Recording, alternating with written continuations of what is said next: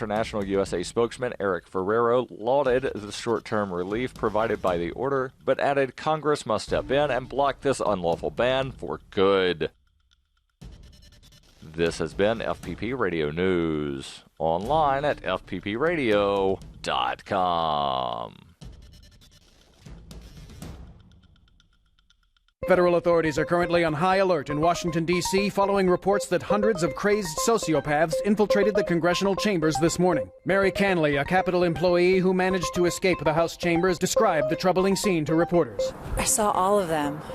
About 400 to 500 completely deranged people just rambling on about guns, the military, and money.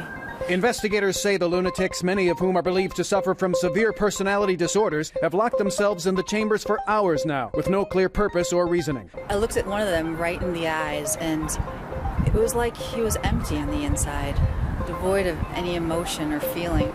It was horrifying. It's only a matter of time before they do something that really hurts someone. We believe these men to be manipulative and extremely dangerous. Luckily, they are also very disorganized, and there is a chance they may never be able to ever take any action at all. For more on this developing story, keep checking theonion.com.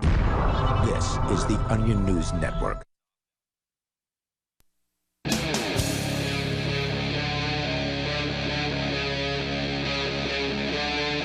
Free Talk Live.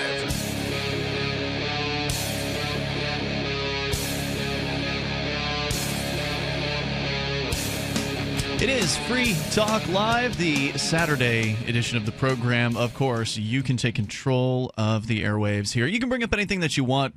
We always bring stuff to the table that you might find interesting, though. What is that noise? Oh, okay, something. Okay, I see what that is. That is the advertisement from Aeromexico that we didn't get to play on the air last night. Vincent, hey, dude. Hey, man. Hey, buddy. You're going to be pulling a long shift here tonight. You're going to be on Off the Air Live later on after 10 p.m. Eastern at LRN.FM. And you're sitting in here tonight as Chris and Daryl weren't apparently able to make it. Of course, your calls come first. If you dial in toll-free, you can join us here at 855-450-FREE. That's 855-450-3733. It was last night that you and I, Vincent, were discussing Donald Trump, of course. It's 2 weeks. Have you talked about him every night since VLI since the inauguration? Not every night, but a lot of the nights. A lot of the nights. It's been a lot of Trump talk, and that's unusual for Free Talk Live. Normally, we don't focus on the president, whoever it happens to be, and we've been doing this show through 3 of them now. So Bush and Barack Obama and Donald Trump. And just, politics are kind of... I just hate the name dropping of most of the political talk shows out there. It's just so annoying to me. I don't know how much talk radio you get a chance to listen to. A decent amount. But when I name drop, like I did a lot, I just use that as a source, right? If someone asked, because, I listened to the radio show and I did it as a source. Well, what I mean by that is like your typical talk radio show you tune into, and it's the host blathering on about his political preferences, the party that he likes, and all these different names of these politicians that he considers to be so important that I don't consider to be important at all. I consider them to be, thugs. That's the way I look at politicians. And it doesn't matter to me whether they're Democrats or Republicans. You can join us, of course, here. The toll-free number is 855-450-FREE, and our Skype username is LRN.FM. So here's the advertisement that Aeromexico had put on the air. I don't know where they're buying the ads. Presumably it's running during U.S. programming in the United States, because it definitely seems to be focused on that. So here it is. Anything good ever come of them? Oh, hang on. Let me start again. Here we go. Borders. Has anything good ever come of them? Separation. Limits. I've seen as many as mankind has been able to create. Invisible borders. Human. Between men and women. Between the thin and the fat. Between those who make decisions and those who abide by them. I've seen borders formed by hate, for speaking a different language, for kissing other men, or simply because Somebody didn't want anything to do with the one next door. Borders in the name of God. Of the law. Borders. On land they can maintain distances. But in the sky, they don't exist. And that's the Excuse advertisement. me. I have a job to do. That's the advertisement from Aero Mexico, as posted to YouTube, talking about borders and, what is the use of these things? Are they actually benefiting people, or are they just keeping people apart? And then they break it down further to not just talking about national borders, but talking about sort of these divisions between groups of people, mentioning homosexuality or being skinny or fat or whatever.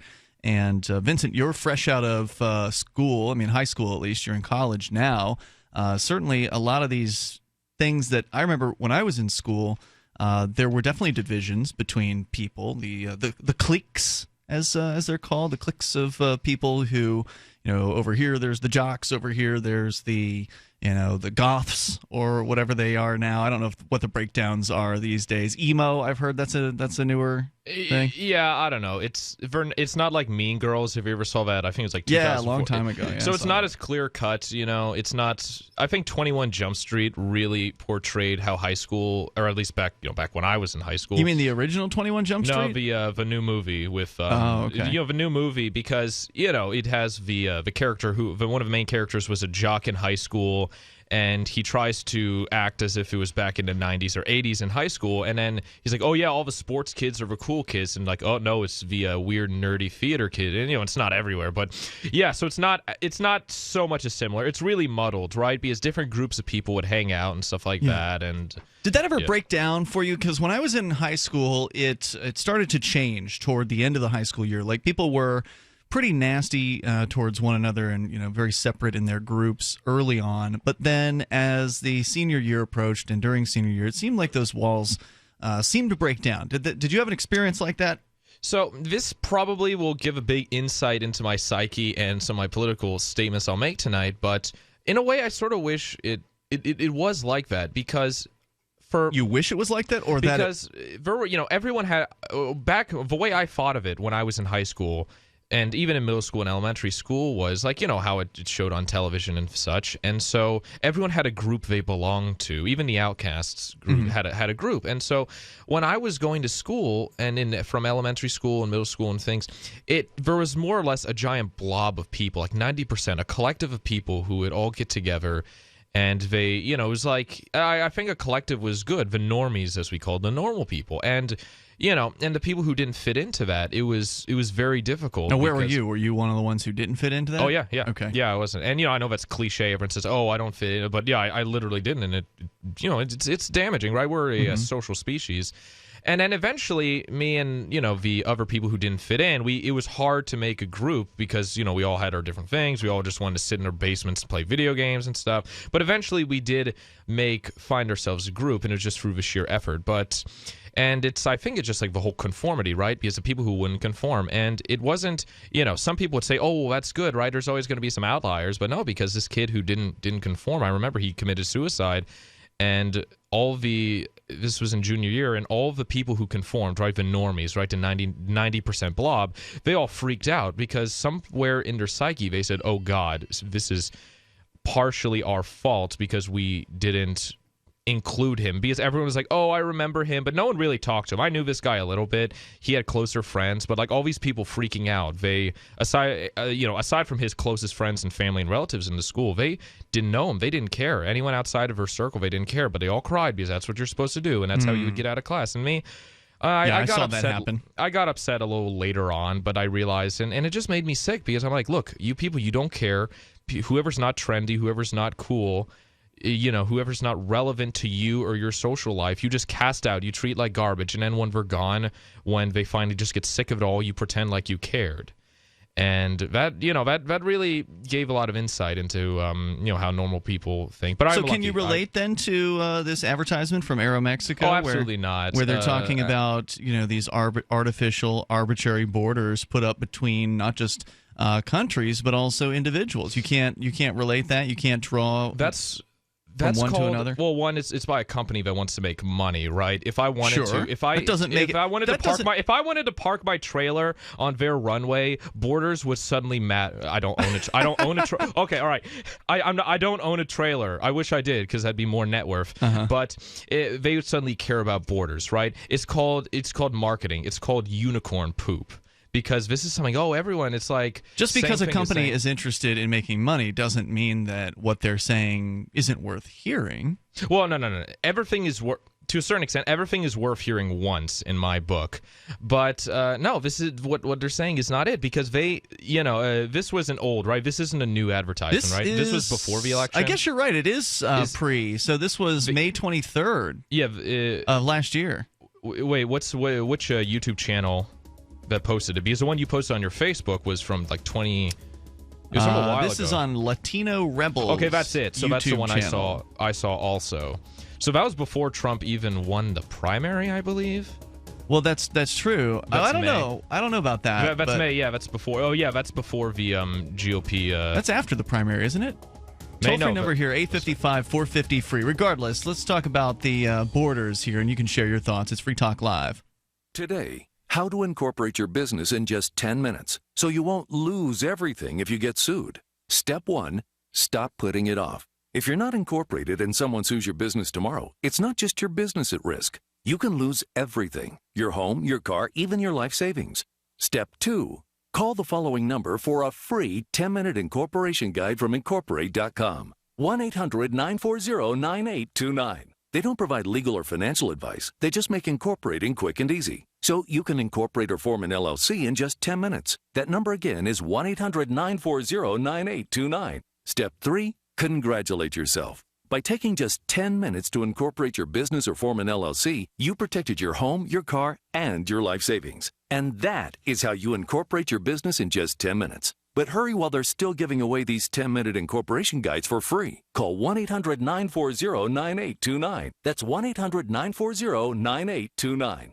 Offer not valid in all states or where prohibited by law. See website for details. Need some extra cash today? Do you have bad credit or maxed out credit cards? If so, turn your radio up. 67cash.com is one of the nation's largest personal loan networks with over 50 different lenders. Now you can get a personal loan for up to $5,000 with any type of credit discreetly from your computer or smartphone and with no paperwork to send in. That's right, no paperwork whatsoever. Your cash will hit your bank account as soon as tomorrow, as our lenders have millions of dollars to lend regardless of your credit history. Visit 67cash.com and you can have up to $5,000 in no time. Just have a checking account and a regular source of income and you can get the loan you need now, regardless of your credit. Go to 67cash.com from your smartphone or computer to get the cash you need. Visit 67cash.com. Type www.67cash.com directly into the address bar. That's 67cash.com. 67cash.com.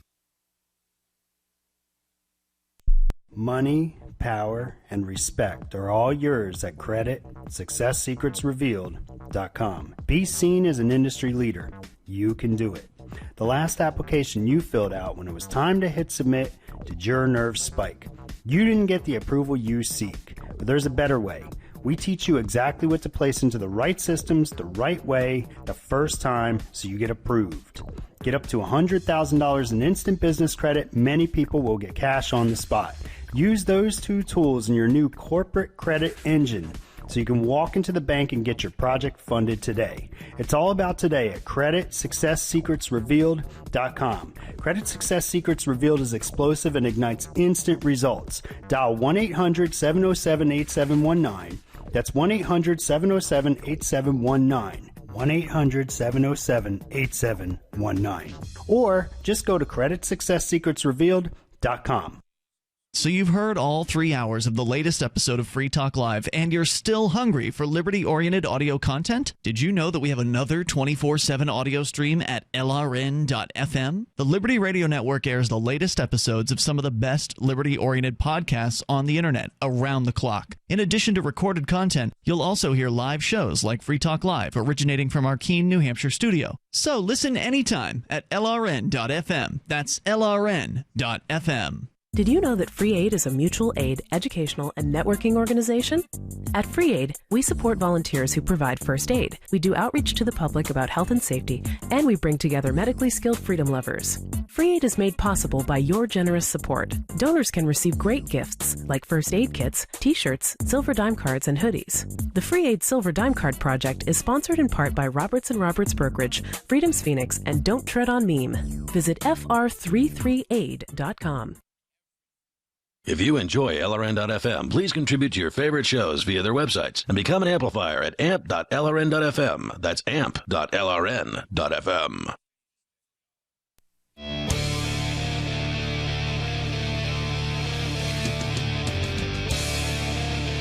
It is Free Talk Live, and you can take control of the airwaves here. Your thoughts on the Aeromexico advertisement that it says here it's in response to Donald Trump, but it doesn't mention him by name. And you pointed out that I didn't even realize this, Vincent. I saw this on social media, and I didn't even check the date.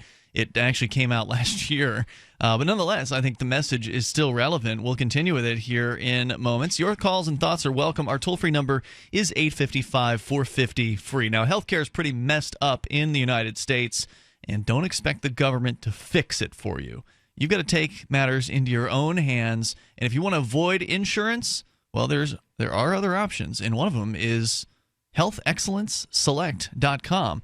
They call themselves a free market healthcare company, and they give you a proactive health assessment daily and no charge 24-hour access to doctors, including traditional, integrative, chiropractic, acupuncture, and massage. In addition, you get a medical information card to give to EMS, first responders, the emergency room, or whatever medical professional you want. You can check them out now over at healthexcellenceselect.com. You'll love the service and the price at healthexcellenceselect.com. With you tonight, it's Ian. I'm Vincent. Let's go to your calls and thoughts here. Then we'll talk. We've been talking about this advertisement. It's about a minute long from Aeromexico that discusses the uselessness of borders. Really, what is it that is the point? Are they going to actually somehow benefit the country as Donald Trump suggested? I don't believe that for a moment, and the history, I think, suggests that the opposite is true, that locking down borders restricts the flow of people, it restricts the flow of products, and therefore you restrict freedom. And if you restrict freedom, then you shouldn't be surprised when your economy suffers. Let's go to Jason, listening in Newport News, Virginia, to WNIS. Hey, Jason. Thanks for having me. Sure, welcome. This isn't specifically about the advertisement, but it's all correlated. I'm a libertarian, but I don't necessarily support free and open borders in the current climate that we live in.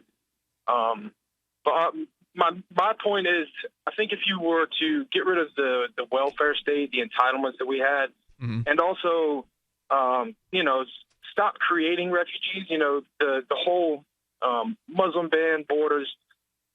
When we set up coups and get rid of Gaddafi or the Syrian president, there's a vacuum for power. Sure. Just basically, that's what's going to happen. So you're going to have these two factions fighting for power, and in the collateral, you're going to have refugees created by this civil war. So we're essentially creating a refugee crisis, a border crisis, through these two means. That's a good point. So I think we can. I'm not, and to stop the conservatives, I don't think that we, should have to pay in blood for what we've done. But I think we should, worry about our own at home. If you've got, so many million veterans home, there are people starving on the streets here. I think we should, help our own. Well, I don't agree that people are starving in the United States, but certainly you should help people nearby sooner rather than, helping people around the world. And further, of course, invading countries around the world is anything but helping. As you've pointed out, it's actually creating animosity. It's making people angry. You're destroying the military is destroying people's lives. They're destroying houses.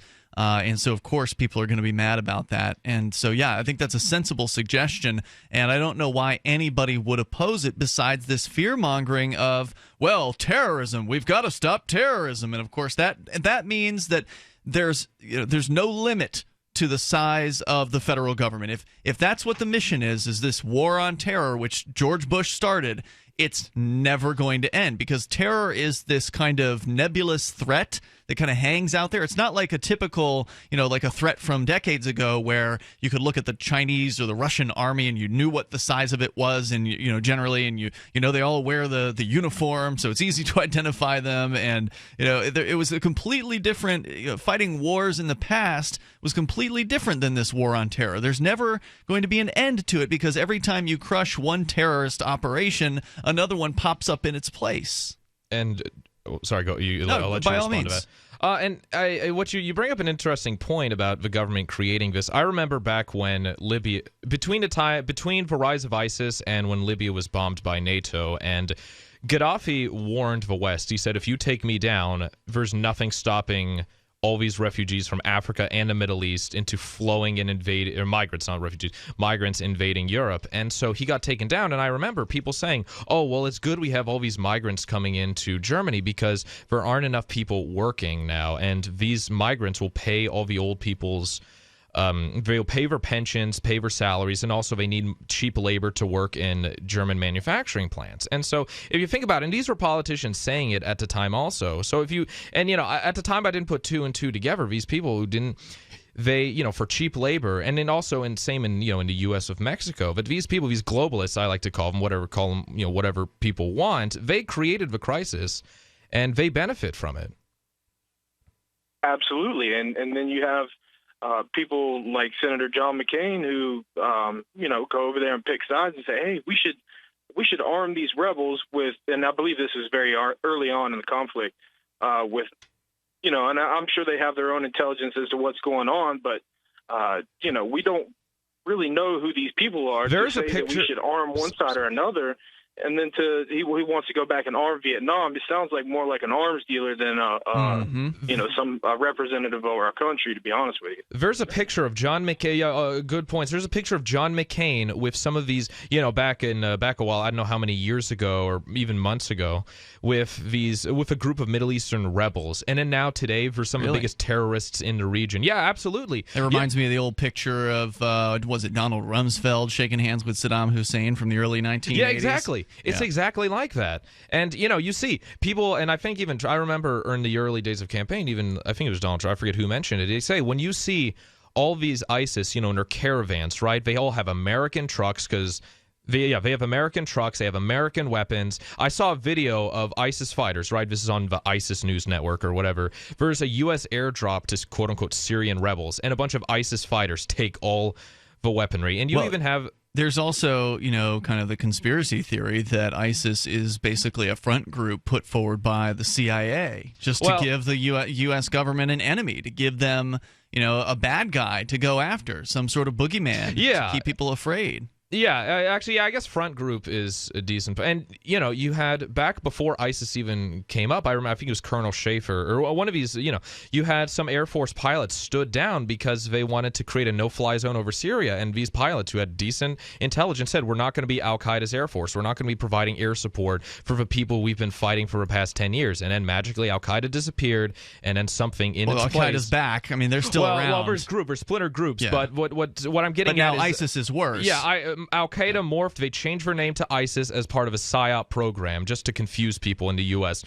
Jason, any other thoughts? Go ahead, quick. No, I think I've seen the video that you're actually referring to where we've dropped supplies to ISIS and they've snatched it up. And it's entirely plausible that ISIS could be a manufactured sentinel of the CIA. They did it with the Al-Qaeda, so why wouldn't it be Al-Qaeda 2.0? Yeah, why would they change their game if this one's working? Hey, thanks for the call, Jason. I appreciate hearing from you. Our toll-free number, if you want to join us on this live Saturday edition of Free Talk Live, is 855-450-FREE. That's 855-450-3733. It's Free Talk Live. The final phase of extermination is set to commence now. And as population die-off becomes evident, you know it is the time of punishment in all that is written. The cover for mass die-off is evolution and global warming frauds, also used as false proof of their Christ. They are from the lines that were disinherited 2,000 years ago. Now they claim to be his Christ based upon blood type, DNA, and long lifespan. Go to unveilingthem.com. That's UNVEILING them.com. Hunters, anglers, campers, and survivalists, get back to nature. Expand your horizons with the highest quality, most versatile, unique slingshots and sling bows on the market at slingbow.com. Slingbow products are compact and models start from just $17.98. They're perfect for your bug-out bag or storing in your vehicle. Give yourself and your loved ones the excitement and tradition of Slingbow, a new frontier in archery and truly modern twist on this primitive survival tool. Feel the thrill only at slingbow.com. Understanding your credit score is the first step towards managing and improving it. This is Charlie Sundstrom with your Van Dyke Mortgage Minute. The most influential component of your credit score is your payment history. Almost equally as important is the amount you owe on credit accounts. Also impacting your score, but to a lesser degree, are the length of time you've utilized your credit, the number of new accounts, credit inquiries, and your various types of credit accounts. To help achieve or maintain a healthy credit score, have a system set up to assure your bills are always paid on time. Don't max out your cards. It's better to have a high credit limit with a low balance. Never close old accounts. The age of these can actually help your credit score. But don't be afraid to use your credit. You need several accounts in order to have a credit score. Just keep the corresponding payments within your means. For your mortgage pre-approval and refi needs, start by visiting VanDykeMortgage.com. Corporate NMLS 3035. Van Dyke Mortgage is an equal housing lender. Charlie Sundstrom, NMLS 134251. Radio is the most personal of mediums. I exist right now in your head. If you listen to Free Talk Live regularly, you know me. Free Talk Live is on more than 160 radio stations around the U.S. and has been downloaded on every continent around the world. Hundreds of thousands of listeners with ad packages from $600 a month to $6,000 a month. Imagine what we can do for your business, project, website, or idea. Email me, mark@freetalklive.com. LRN.FM is proud to announce our official listening apps for Android and iOS devices. Now you can easily tune into our streams anywhere, anytime on your smartphone or tablet.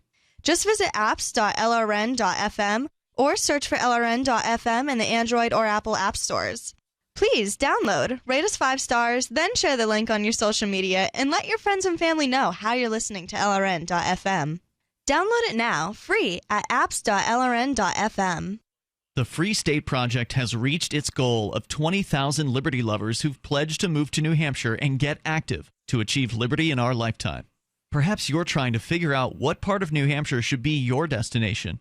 If so, consider Keene. You'll find more than 150 reasons to move to Keene at move.freekeene.com. Keene is famous for its historic, publicity-generating activism, as well as being the liberty media capital of the world. It's home to freekeene.com, New Hampshire's destination for liberty activism, news, and opinion. For years, we've been compiling over 150 reasons to move to Keene at move.freekeene.com, where you'll learn about some of what's happening here and what makes Keene a great place to live. If you love liberty, you'll probably enjoy anywhere you end up in the Shire. But do your due diligence first. Please visit move.freekeene.com for the full list of over 150 reasons to move to Keene. That's move.freekeene.com.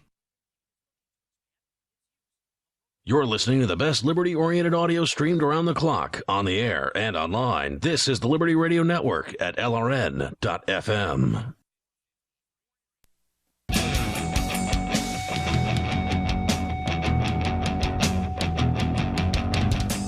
Free Talk Live Saturday edition of the program. You may dial in toll free. Take control of the airwaves. 855-450-FREE. That's 855-450-3733. With you in the studio tonight, you've got Ian. And Vincent. Our Skype username is LRN.FM. So you can reach out to us there. If you want, you'll sound almost like you're sitting in the studio with us if you connect on Skype.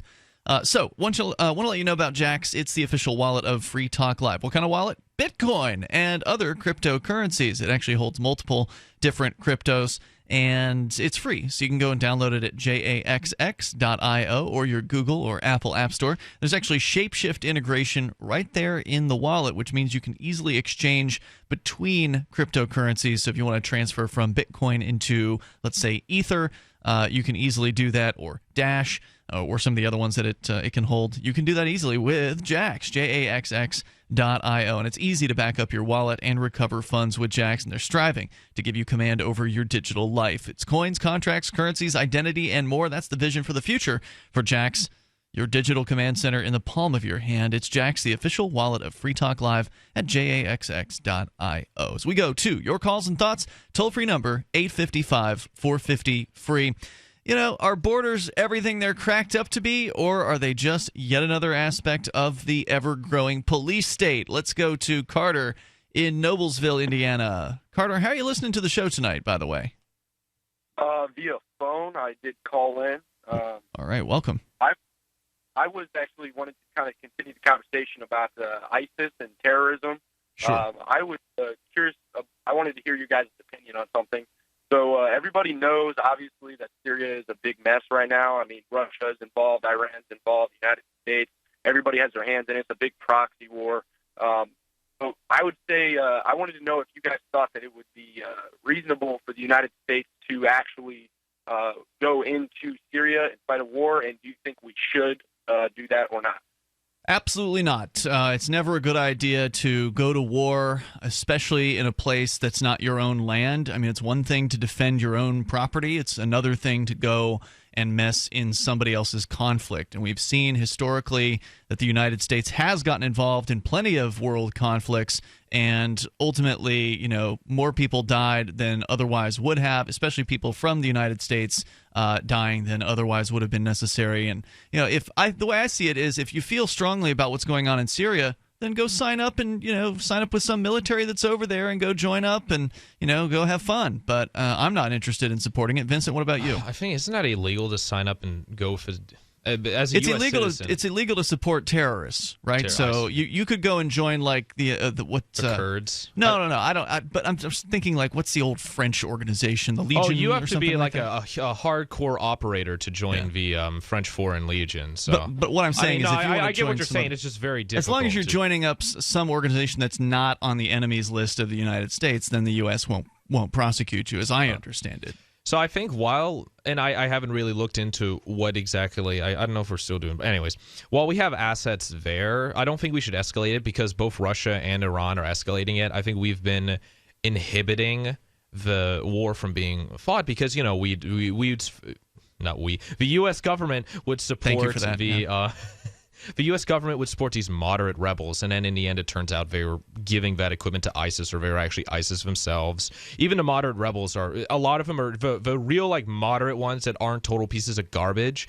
They got killed by ISIS a long time ago. Even in, like, PBS documentaries, I'd see, like, all these rebel leaders being killed by ISIS, kidnapped by ISIS. And so while we have assets there, I think whatever, like, you know, if we have I don't know what assets we have there, but, you know, well, pull Russia, them out. Well, I disagree. I think to just stop going after the Assad regime, because they're very good at, you know, they're getting back to, I think Aleppo's been won, or it's very close. The siege is coming to an end. Let Russia escalate. I don't think the U.S. should have boots on the ground. Whatever we're still doing. Well, then why keep anything there? Well, to finish the job. No, it doesn't work that way. Yeah, it was our and you know, they've been finishing that damn job forever. This is my personal opinion. Yeah, but that's because we had a bunch of, you know, the government was corrupt. We had these globalists running it because they were. The government's not corrupt now? Is that what you're going to tell me? You know, now that you have actually, and I find Mattis to have integrity. I find Donald Trump to have integrity. Well, just wait. So we got to prove you it. wrong. So we have to finish the job. I don't think we should escalate it like in Vietnam, but because Russia's doing that themselves, I think we should at least now just start focusing on ISIS. And Carter, what do you think? Yeah. Okay, so, yeah, I agree with a lot of what you guys are saying. I do think that I understand the whole point of that it is kind of stupid to get into a war, especially a war that we already know is kind of probably going to end messy. I mean, Iraq's living proof of that. But at the same time, personally, I have watched videos that ISIS has put out, and just recently, they're horrifying.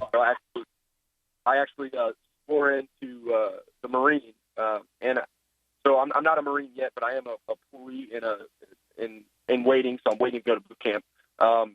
But I've seen it, and I absolutely hate what they are doing, and I think, you know, I don't know if it'd make more of a mess, but just something inside of me is telling me, like, you know, you need to do something about this. Like, this isn't right. Like, what they're doing is wrong. Somebody needs to stop it, and I feel like I needed to take that place and be able to stand there and do it. It's very noble. So, but aren't you worried though that you're just going to make things worse? I mean, looking at the what Vincent was talking about before, how Al Qaeda being displaced ultimately made room for ISIS, and no, they weren't displaced. They became ISIS. They just changed their name because they're the international boogeymen at that point. I mean, aren't you worried though? I mean, but to some extent, they're even more extreme now, right? So it's not like they are. Oh yeah. They're the worst bad. of the worst of the region. ISIS is the worst I've seen.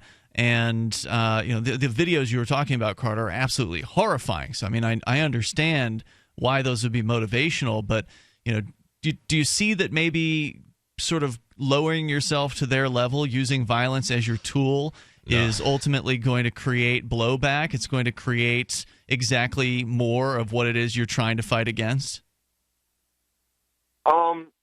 Yeah, I mean, I understand that part, and I have thought about it a lot. I mean, since I went to MES, which is Medical Entry Processing Station for the Marines, and all the other branches, and I put my right hand up and I swore in. I've definitely thought about it a lot. I mean, I've always worried about maybe making the situation worse over there and maybe making people's situations worse. But I mean, I've watched a lot of these documentaries about these rebels and all these different groups that are fighting against ISIS. And to me, it seems like, I can understand. We're already bombing. We're bombing the heck out. I mean, we're already there. We have special operations there, and my thought process is that hopefully if we can just send a pushing force, maybe, I'm not saying we're going to completely eradicate them, because you can't completely eradicate terrorism, but maybe we could do it right this time. Maybe we could try to stabilize the region. I suspect you're going to be proven wrong, but I do wish you the best of luck, Carter, and I hope you make it through it. Thanks for the call tonight, and I hope you make it through it sane. Let's talk to Karen. She's in Virginia. You're on Free Talk Live. Hello, Karen. Hi. I was calling in regards to the topic on open borders, and I just wanted to, just give my opinion on that. I think of countries, or this country, as a home, and just like my own home, a house, it has borders, it has a wall. And as much as we would want to trust, your neighbors, we can't always trust our neighbors. You don't know who everybody's intention. Mm-hmm. And so that's one reason why we have my house, just the physical house that I live in. We have walls, we have doors, we have locks, and it's for security. Yeah. And so when this is an analogy that we're very familiar with. People tend to call with this, pretty much every other week here on Free Talk Live. It's pretty common. So let me address that, if you don't mind, before you go on. The big difference here between your house and the border is your house is actually your property. The U.S. is like a public trust of taxpayer funder money. Has anyone ever said that to you on here before? I don't know. We can get into that here in a moment. But I want to address the house objection here. So hang on, Karen. We can continue the discussion in moments. But if indeed it is the house, well, then why shouldn't I be able to bring people into my house that I want to bring in? You can keep people out of your house. That's fine. More coming up here. It's Free Talk Live. What do you shop for that you could otherwise buy at Amazon? Pretty much everything, right? Amazon has competitive pricing and they deliver, and that's a big plus. If you could plan ahead in your shopping, would you be interested in saving up to 33%? There's a catch. You have to do your shopping in Bitcoin. But imagine those savings. It's like a huge raise. All you have to do is go to SaveItPurse.com. We've saved thousands, and you can too. Plan ahead and save. SaveItPurse.com. Here's a good idea. When you have a legal matter like creating your will or legally setting up a business with a corporation or LLC, you don't necessarily need a law firm. Use LegalZoom.com. At LegalZoom.com, you answer straightforward questions online, and they take care of the rest. They even review your answers for common mistakes and guarantee your satisfaction. Free Talk Live listeners, you'll get 10% off your order by typing in FTL in the referral box at purchase. Don't procrastinate with these important legal documents. LegalZoom.com. Do you trust the economy?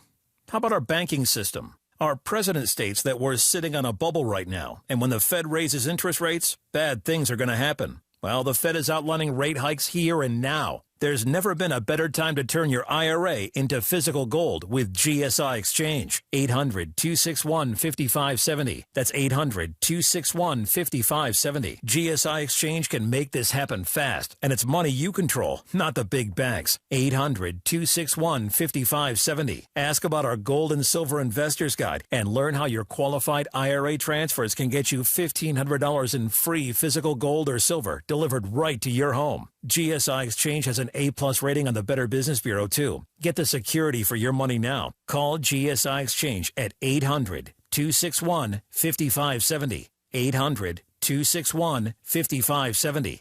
That's 800-261-5570.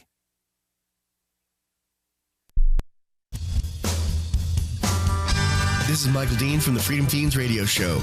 I've run websites since 1996 and have used over a dozen web hosts in that time. AgoristHosting.com is the only one that hasn't broken my heart. Agorist Hosting's uptime and service is stellar, and their DDoS mitigation is the best I've seen.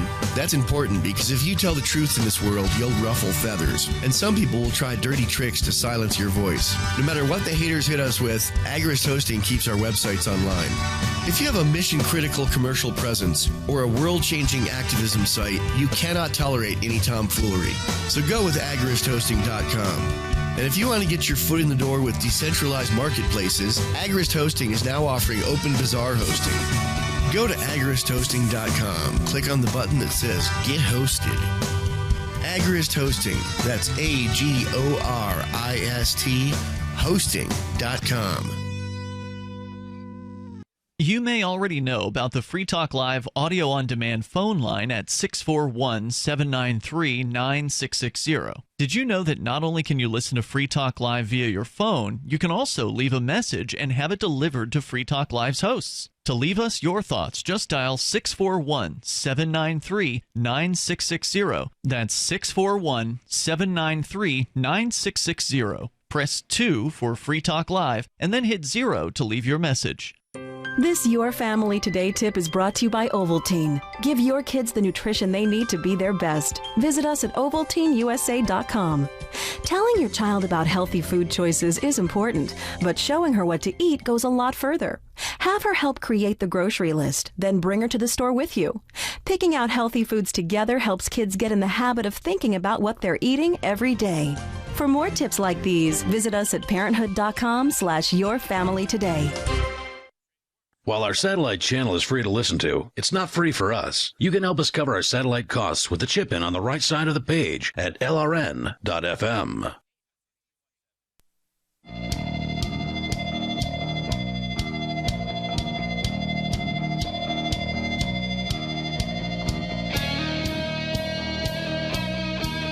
Free Talk Live. Dial on in toll free here, live Saturday edition continuing. We've got time for you. If you want to join us at 855-450-FREE, that's 855-450-3733. Our Skype username is LRN.FM, and of course you can take control of the airwaves, but borders are once again the topic of discussion here tonight, given that there's still a lot going on in the realm of this Trump travel ban, which has now been halted. As we learned last night, and by the way, Chris Reitman joining us. Hey, Chris. Hey, how are we doing? Good to have you here. So, as you may recall, a week ago, it was last Friday night, so not last night, but the Friday previous, Trump issued this order that banned people from 7 countries from coming into the United States. Mm-hmm. There was an initial court order that put a stay on that. Yesterday, there was one federal court that ruled that the stay should not continue, so it was supposed to expire, I believe, today. But then another court, just a couple hours after that, ruled that the entire travel ban should be stayed nationwide for I'm not sure what period of time. Right. So it is, it's on hold now. And then the president tweeted about that today, I believe. He? Yeah, saying he's going to he's going to fight They're that fighting stay. it, yeah. The Department of Justice is planning an appeal. Put a stay on the stay, I think that's how he called it or something. Well, they're going to have to go to court on this one. Oh, yeah. So the Department of Justice is planning to take that to court, and we're going to keep you up to date here on that as it goes on. But that led to a discussion. We actually played a commercial from Aero Mexico sort of attacking the idea of borders in general. And Karen in Virginia is on the line saying that borders are like a house. She says that the national borders, you should think of them like your house's borders. But you can't do that, Karen, because your house is a piece of property that you have control over, at least in theory. Of course, we want to get in great detail. Really, the government owns your house because if you don't pay property taxes, they'll take it from you. But, you know, in theory, you own that property and you have the right to do with it what you want. If you want to build a fence, you can do that. If you want to put a moat around it, you can do that. But the national borders are, in a lot of cases, what's considered public property, and that leads us to what's called the tragedy of the commons, where you're constantly in a struggle, if you will, with other people who have different ideas about how to handle those particular borders. And so, you know, drawing that analogy isn't quite apt. Go ahead with your thoughts, though, Karen. Right, but, you know, and the reason why I choose that analogy is to point out the fact that security is very, very important. And so just as your home, you want to secure it, your country, you want to secure it, you have, again, you have people, we want to believe that all our neighbors are going to be friendly and kind to us, but there are people who don't agree with you. And so in this world, there are people, we have enemies, people that don't agree with you. And so just because someone doesn't agree with me doesn't make them my enemy. I'd just like to point that out. Exactly, but I go as far as speaking in regards to enemies. So you have people that don't agree with you and also would want to harm you. Yeah, and they usually are calling themselves the government, in my experience. I want to hop in I'm here not after talking she's about done. the government. I'm not talking about. Well, they want to harm. They want to harm you. If you don't pay them, they'll hurt you. But I'm speaking of other countries right now, and people of the countries that may not like you. So I should be more afraid of this nebulous mob of people in other countries who've never done a thing to threaten me directly, as opposed to the government people who absolutely are threatening peaceful people around me, including me, on a regular basis. I'm not supposed to be concerned about them. I'm supposed to be concerned about the other outside of the United States. I'll just add this. It's not a problem in the U.S., but in Canada that I know of, particularly British Columbia, they have so many Chinese spies, right? Spies on behalf of, there are a lot of Chinese nationals and Chinese immigrants in British Columbia. And West Coast in general. Yeah. And so, well, there's nowhere is habitable aside from British Columbia, but... So what are they spying on exactly? The Canadian government. They have a lot of people. They go in, commit, economic espionage. Yeah, but what's the Canadian government doing worth spying on? Well, it's economic espionage. Corporate espionage, all kinds of things. They catch a bunch of them. They got big companies up there too. Sure. Yes, it's a decent economy. It depends on the U.S. If you've got spies, if you've got corporate spies working for you, that's your problem. That's not a national issue. Well, no, yeah, because the economy, it's national, and on behalf of the Chinese government, they come in here. I haven't read into it too much. That's just what I remember from. Hey, if Colonel Sanders needs to keep his recipe secret, that's his responsibility. That's not the taxpayer's responsibility. And no, wait, no. The companies employed, companies that employ taxpayers and are run by taxpayers, they expect the government to defend them, right? That's why they pay taxes. And so, they ought to stop that crap because it's that's up to them. not okay. You keep bringing this up. That's not an excuse. That's not an argument. Not everyone has the luxury of just stopping paying taxes, Ian. No, I meant they need to stop begging for the government to protect them. Then what's the point of them paying taxes? No, it is the government's responsibility. From foreign nationals working for the Chinese government, yes, it is responsible for the RCMP and the CSIS. That's what the Canadian equivalent of a CIA is called, to protect them. Yes, it is. No, it's not. They protect the government. That's what they do. Well, no, they're supposed to protect the Canadian citizens. Well, they don't. All right, Chris, please enter. Yeah, what I would say is there are two different types of way of looking at this. Either you have a government or you don't have a government. If you have a government, then you have assumed responsibility, or you place trust in that government to protect you. That's one of the things, and that's made a huge mistake.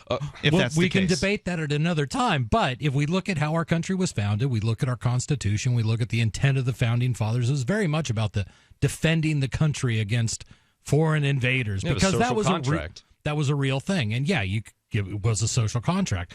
That's the one aspect. That is the statist view. That is, and it's also what exists in reality today.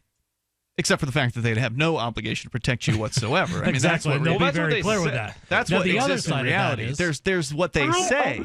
Go ahead, Karen. Sorry. Yes, I also wanted to point out, and because I hear you guys going back and forth, but I wanted to also point out that, and just as we have laws in our house, I know I do, that most people do, we call, rules, we say rules, but, I'm going to use the word or the term laws. In the same way, we should have laws when it comes to countries. So a country having laws in regards to immigration or who comes in or borders, I think that's very important. The same as your own home. Well, that's because you've been led to believe that you need this security. You have mentioned earlier that security is important, and that's sort of like the obverse side of the coin from freedom. To me, freedom is important, and that means that, if you want to have freedom, there might be a little bit more risk involved, and you might be a little bit less secure, but at the very least with freedom, you would have the ability to secure your own home.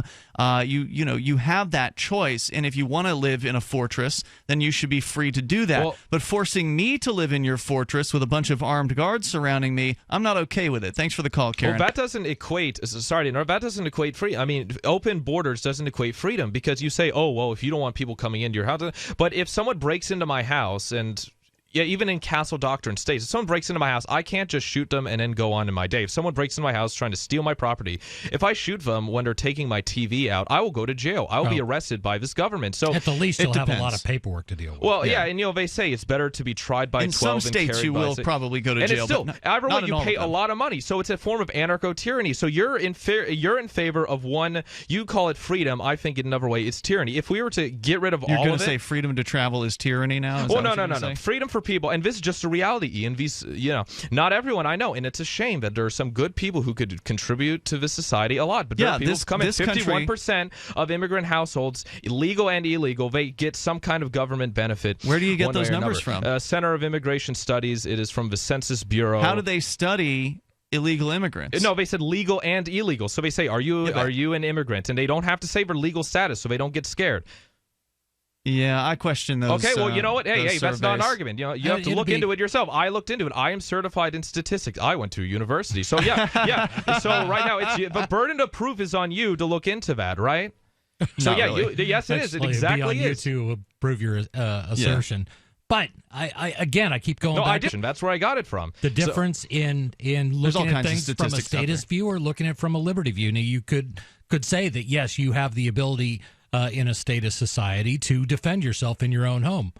Well, do you? You can look at a whole bunch of states that over the years have passed all kinds of onerous laws against owning your own gun, for example. Some states say force you to retreat from your own home, right? Yes. You have to run first. And how is that freedom? I mean, that's the whole thing. So toll-free number tonight, 855-450, free. If you want to hear more Vincent, check him out on Off the Air Live. He'll be on tonight. Tonight at 10. 10 p.m. Eastern on LRN.FM. Thanks, Vincent, for sitting in here for a little bit. Me in, Chris. He's me in. He's all heated up. We're going to let him go just as he's getting heated up here. I know. It seems like a waste. Don't mess with Canada. Well, he probably doesn't want to stay on for 5 straight hours of radio. That's a lot of talking. Our toll-free number here, 855-450 free. We got room for you on the phones if you want to join us. Also, Skype, LRN.FM. You've said it yourself. We need a healthcare system that focuses on health, not sickness. Health insurance pays for treating sickness but gives you nothing for being healthy. There's a free market healthcare company that gives you freedom from health insurance. They give you a proactive health assessment daily, no charge 24-hour access to doctors. Check them out right now at healthexcellenceselect.com. Any kind of doctor, traditional, integrative, chiropractic, acupuncture, and massage. You'll love the service and price. healthexcellenceselect.com. healthexcellenceselect.com. Do you need a website for your blog or new business? It can be pretty intimidating on your own, and that's why Free Talk Live has partnered with HostGator, one of the top hosting companies. HostGator offers a simple one-click, easy installation for WordPress, 24/7 over-the-phone or live chat tech support, and a very intuitive, user-friendly control panel that puts the power of creation back into your hands. Go to HostGator.com/FTL, and you'll get 50% off of their regular hosting prices. 50% off. HostGator.com/FTL. What do you shop for that you could otherwise buy at Amazon? Pretty much everything, right? Amazon has competitive pricing and they deliver, and that's a big plus. If you could plan ahead in your shopping, would you be interested in saving up to 33%? There's a catch. You have to do your shopping in Bitcoin. But imagine those savings. It's like a huge raise. All you have to do is go to saveatpurse.com. We've saved thousands, and you can too. Plan ahead and save. SaveAtPurse.com. There are lots of ways to listen to Free Talk Live. Our podcast has been around since podcasts began, and now the FTL feed is loaded with content besides our full show archives. Did you know that we make it easy for you to customize your podcast subscriptions? We have different feeds, one that includes only our full shows, one with just the Daily Digest, and one with just the Edgington Post. You decide what you listen to. It's quick and easy to customize your feeds at feeds.freetalklive.com. That's feeds.freetalklive.com. You're listening to the live edition of Free Talk Live. Hour number 2 is next after the news here on the Liberty Radio Network at LRN.FM. Temporarily from the New Hampshire Liberty Forum in Manchester, this is Daryl W. Perry, host of FPP Radio News for Saturday, February 4th, 2017. Silver is trading at $17.49 per ounce. Gold is valued at $1,220 per ounce. Bitcoin is trading at 1.6 cents, and the average price of Bitcoin is $1,024. Antiwar.com reports, still desperately trying to present the disastrous weekend raid in Yemen into having netted a treasure trove of valuable intelligence, the Pentagon released and then sheepishly retracted a video which they presented as a detailed do-it-yourself lesson on terror attacks. The release was supposed to vindicate the raid, but media outlets noted within minutes of the Pentagon statement that the video itself had been publicly available since at least 2007, and that the only difference was the Pentagon had gone to the trouble to subtitle it. The Pentagon withdrew the video shortly thereafter, saying they did not want to give the impression that they were trying to deceive people by presenting a decade-old video as new. They did not want to give the impression, at least once it became apparent to everyone, that's what was happening. CENTCOM appeared more contrite, insisting they had no idea the video was as old as it was and would never have tried to push it as a major intelligence find. Pentagon spokesman Jeff Davis, however, was a lot more defensive, insisting it does not matter that the video was old, but it's still illustrative of the sort of thing Al-Qaeda is about. The weekend raid, the first of the Trump administration, killed an estimated 57 people, overwhelmingly civilian, and destroyed most of a village. The raid was presented by the Pentagon initially as targeting Al-Qaeda headquarters, though officials have since admitted it simply was an attack on the home of a suspected Al-Qaeda collaborator, and one carried out with a paucity of intelligence.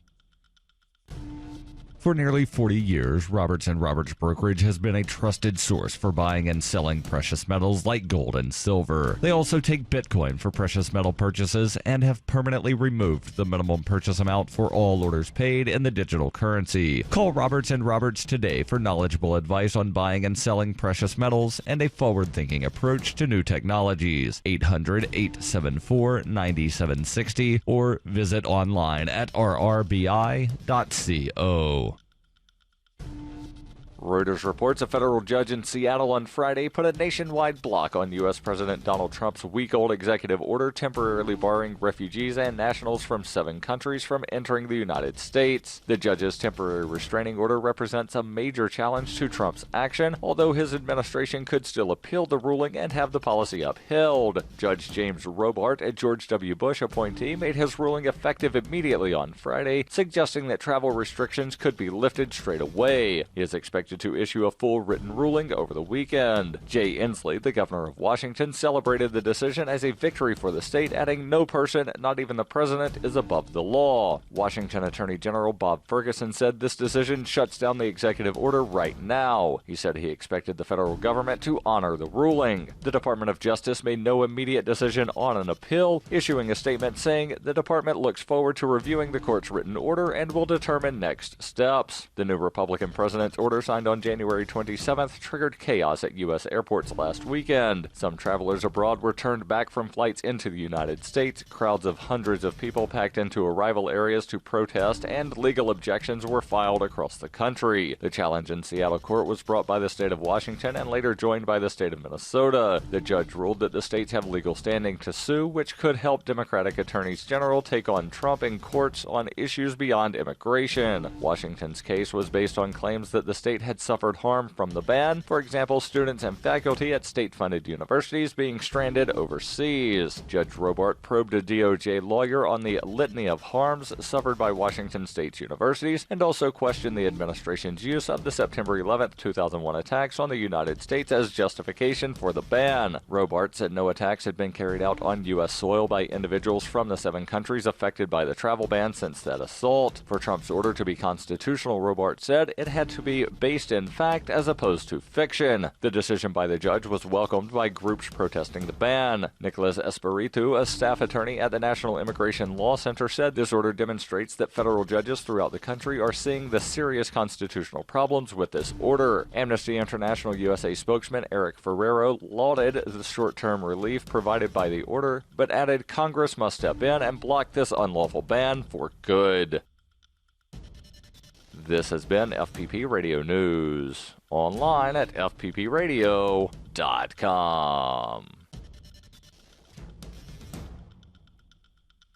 In this week's Onion Tips section, 5 easy ways to adapt your deplorable and parasitic existence for the upcoming Armageddon. Tip 1. Focus on preparing your home for any number of disaster situations, which still probably won't take your mind off of your impending death or the myriad mistakes you made in your short, pitiful life. Tip 2. Make sure your linens are clean prior to the upcoming catastrophe, as these are likely the very same sheets on which you will soon be slowly asphyxiated. Tip 3. Take some time off work and spend your last days free from the bonds of the oppressive machine that was just about the only thing giving you a purpose to your otherwise insignificant days. Tip 4. Spend your final waking minutes before the end of the world with your family, knowing full well you'd rather be doing a number of other gratifying yet completely depraved things. Right, sicko? In other news, a smitten foot fetishist thinks these may be the two. A woman and her gay best friend go on another one of their little adventures, and a dead daughter would have wanted a $220 million liability settlement. This is the Onion News Network.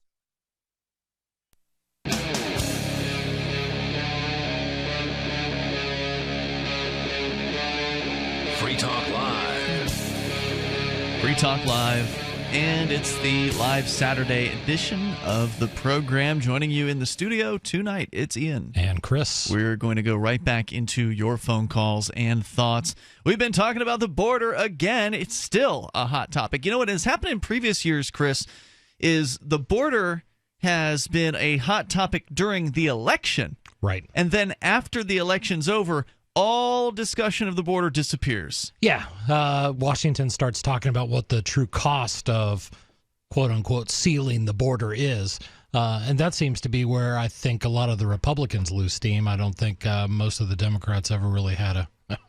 Yeah, and it just seems to be like a campaign issue. It just seems to be a political football that gets thrown around during campaign time, and then nothing ever really happens. You know, maybe a little bit of enforcement here and there, but you know, there's not really much that changes. Nothing fundamental changes, despite all of the talk and the promises from the politicians. But Trump is actually doing stuff, and you were just commenting right before we came back here about how it's a lot to keep up with. Trump's so busy. It is. It's every day. Even the same stories are evolving every single day, and I think it's a good point about election years. If nothing else, Trump has shown us is that he is willing to, if he said he was going to do it, he's going to take some sort of action on it. He seems to be doing that. And, regardless if he gets overturned, he's doing something about it. I'll have to see if I can dig up the website, but it is one of those that's tracking his campaign promises. Might have been his first 100 things. It was kind of interesting. Yeah, and they sort of give you like green light, yellow light, red light, depending on whether he's taken any action or some action or like that. But yeah, it was interesting. Let me know if you figured that out. Let's go to your calls and thoughts. Toll-free number here if you want to join us, 855-450-FREE. Of course, you can take control of the airwaves and bring up anything you want. That's why we call it Free Talk Live. Number is 855-450-3733, or Skype on in here at username LRN.FM. Let's talk to James. He's in Indiana. James, how are you listening to the show tonight? You gotta listen on your phone, not on the radio. That's going to really confuse you. We're going to give James just a couple moments here to get that all figured out here. Meanwhile, toll-free number is 855-450-FREE. Let's talk to Captain Ned. He is out on the high seas. Go ahead, Captain Ned. Ian and Chris, how you doing, guys? Welcome, sir. Good. Hey, long time, Ian. Hey, Vince had some compelling arguments. And I'm going to go to Mexico and their fence on the southern border with Guatemala. You never that hear is about a myth. That, do you? That is a myth, actually. Daryl mentioned. No, you don't come into Mexico from either direction unless you want to go in a Mexican prison. Okay, but yeah, Daryl mentioned that once on the air within the last couple of weeks, and then he checked himself on it, and turns out that's a patriot myth. Well, if you go down, dance over that border and just tell them you're there to stay and see what happens. Okay, but anyway. So what are you saying there exactly? That the United States is supposed to be more like Mexico? Is that what you're saying? No. They don't allow them in. Anyway, they got a big bias against their southern neighbors: Guatemala, El Salvador, Nicaragua. I don't get. So what's your point? Just because Mexico's a tyrannical country too, is that supposed to make some sort of point? Well, everybody needs to stay in their own lane pretty much. But let me hit this Mideast thing real quick. The problem with the Mideast is nobody's got a grasp of history. Very few people. If you say the Crusades to most people, they look at you like a cow looking at a computer. Okay, they don't have any grasp of this Islamic death cult that was fought for 1,400 years. We're in the Second Crusades, guys. It's been going about 70 years now. But Trump is going to end it, and I'll tell you when it's going to end. Oh, how's that? We're going to have, Obama had all our carriers, I believe, somebody can correct me if I'm wrong, around the election, every carrier was home and port. Now, those, I can guarantee you, pretty much, those carrier task forces are steaming, and you know which direction they're steaming right now, okay, once they're loaded up. Now, what's going to happen is the first good moon, okay, whenever Trump's ready, he's going to be tweeting about 3 in the morning. He's going to tell his generals, tonight's the night. They're going to light that, and everybody's going to agree. Okay, this Al-Qaeda or whatever you want to call ISIS, it's a cancer. It's a death cult on people worldwide. Okay, that's going to go away. Okay, so when the moon is right, replaced by something worse. No, when the moon is right, it's going to be gone. All our when the moon is right. Now it's astrology. That's getting involved. No. When the moon is right, it's going to be gone. It's going to be a lot of B-52 action. They won't even hear what hits them, okay? But they're not going to be mechanized anymore. They'll be on foot, and then it's over. So I'll leave you guys with that. Mechanized? Yeah. I got to ask, though, will it be over? I think the Russians would disagree with you on Afghanistan. You notice they're pretty quiet right now. They're digging right now, okay? They're digging in. ISIS? Okay? Yeah, yeah. When you say they're pretty quiet, what do you mean? I mean, they're still releasing propaganda videos. I just saw within the last couple of weeks, I saw some horrific videos. Phenomena. It's going to be a short-lived phenomena, guys. Trust me. No, I cannot trust you on that because the evidence shows completely differently. Thank you for the call. Well, the toll-free number here is 855-450-FREE. Oh, what? Just because Trump can tweet is going to mean that he can go and get ISIS when the moon is right? I mean, what kind of nonsense is this? What he can do is he can throw the might of the U.S. military behind it, and he can direct ungodly amounts of military force onto these things. But it's much more complex than that. Of course it is. Beyond the fact that when you bomb, you're bombing more or less indiscriminately. You're going to try to be surgical, but you're going to kill civilians in that. Yeah, bomb a hospital, wedding party. They've done all that stuff. Sure, which tends to create more terrorists, unfortunately. Sure it does. But the other aspect of it is the people in the Middle East know how to dig in. War is not a new thing to them. Right. And you look at how long we've been in Afghanistan. Good luck bombing that cave. Yeah, and look at how long the Russians spent in Afghanistan, getting absolutely nowhere. So, and spending how much? Yeah, trillions of dollars. This is what happened, and it'll be interesting to see where Trump goes with this. I'm believing, as we talk about how Trump actually does what he said he was going to do, that he will He's do at least this. Trying to. Yeah, he's doing something. What he outlines does not surprise me whatsoever. It would not surprise me. Yeah, I mean, look, it's just pure political fantasy, a militaristic fantasy to believe that you can just throw enough firepower or enough trillions or billions of dollars at this enemy and that it's just going to be vaporized and completely vanquished. And it's absolutely it's to ignore everything that has already occurred over there. And as we talked about, with Will Coley the other night, which I really from Muslims for Liberty, which I really enjoyed that conversation. For many of these people, it's not just I'm trying to hold my ground, I'm trying to hold my land. It is their religion, misguided as it may be, and as hateful as it may be. When you throw a religious aspect into it, or the promise of untold riches or glory or virgins or whatever it happens to be, it becomes something very, very different. And that's what's always troubled me about fighting in the Middle East. It's a religious war, whether we want to talk about it or not. Yep, no doubt. Let's continue. We've got Nick. He's in Bloomington, Indiana. Nick, you're on Free Talk Live. Go ahead. All right. So I was hearing you guys earlier talking about debating a little bit over the border with the United States and Mexico. Mm-hmm. And now I've heard a lot of European countries, a lot of people in Canada, a lot of those type of countries. They've been talking a lot about how we shouldn't be able to do this and all that other kind of stuff. A lot of people around the world are protesting against it. That's not arguable. I mean, you can watch that on the news. Mm-hmm. People in England and France and all that.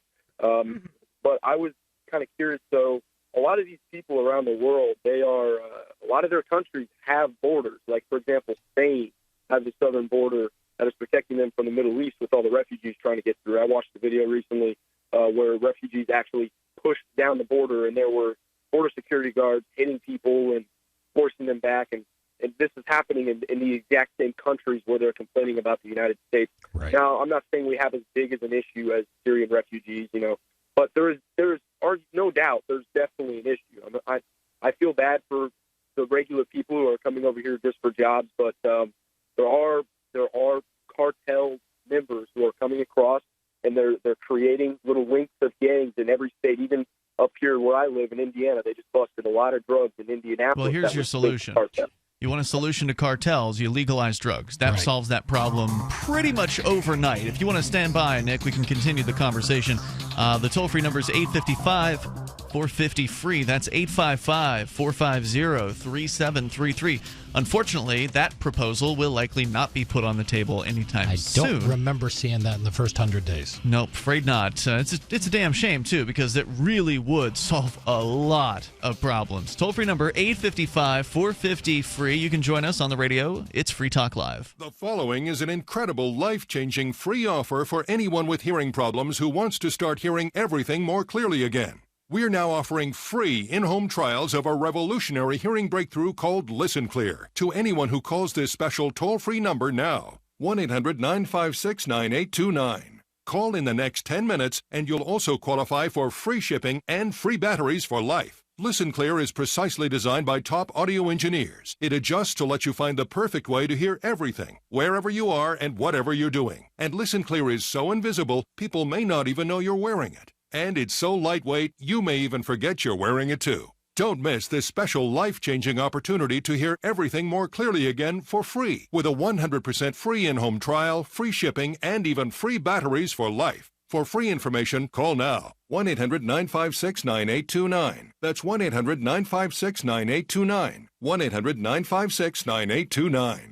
Think about this. Your community's aging water infrastructure systems are very likely to be contaminated with heavy metals like lead, disinfection chemicals like ammonia, chlorine and chloramines, and pharmaceuticals like statins, pain meds, and antidepressants. And no, water treatment plants are not equipped to filter these pharmaceutical toxins out. Protect your family's water supply with the trusted Big Berkey water filter. New NSF EPA-certified lab tests show Big Berkey water filters remove chloramines, pharmaceuticals, BPA, pesticides, bacteria, and viruses, all forms of fluoride, and much more. Big Berkey water filters are the original and most trusted on the market, the gold standard in water purification, and our filters last for years at less than 2 cents per gallon. Big Berkey, the one powerful enough to purify stagnant pond water. Get your Big Berkey today. Call 1-877-99-BERKEY or click BigBerkeyWaterFilters.com. That's 1-877-99-BERKEY. Big Berkey Water Filters, for the love of clean water. These statements have not been evaluated by the FDA. This product is not intended to diagnose, treat, cure, or prevent any disease. Work with your doctor when taking medications. Make Protovite part of your healthy lifestyle. HealthForLiberty.com is your source for Protovite, a powerful nutritional supplement that's a true breakthrough for your health. Poor digestion makes it nearly impossible to absorb the nutrition your body needs. Protovite is a liquid multi-nutrient formula with patent-pending absorption technology and the highest quality ingredients to nourish nourish every cell in your body. My name is Sandra White. 6 weeks ago, when I started taking Protovite, I was on 14 medications, from everything for blood pressure to fibromyalgia. In the first 10 days, my blood sugar dropped 50 points, and my fibromyalgia pain is gone. And so was 12 of the 14 medications that I was taking. I'm 66, living life and loving it. Go to healthforliberty.com right now. That's healthforliberty.com. Thank you, Protovite, for giving my life back. DVD, books, music, instruments, periodicals, computers, software, electronics, photo, cell phone, office products, home and garden, bed and bath, furniture, kitchen, pet supplies, automotive, hardware, apparel, shoes, jewelry, grocery, healthcare, sports and outdoors, toys, games, used, and more. It's a department store at your fingertips. Shop.freetalklive.com. Get all your shopping done, get a great deal, and a portion of your purchase goes to benefit Free Talk Live when you enter Amazon via shop.freetalklive.com. This is your Robertson Roberts Brokerage Daily Precious Metals Update. In early trading Friday, gold is even at $1,217 per ounce. Silver is down 4 cents at $17.50 per ounce. Bitcoin is trading at $1,012 US. Robertson Roberts has been helping clients buy and sell precious metals for 40 years, and we can help you.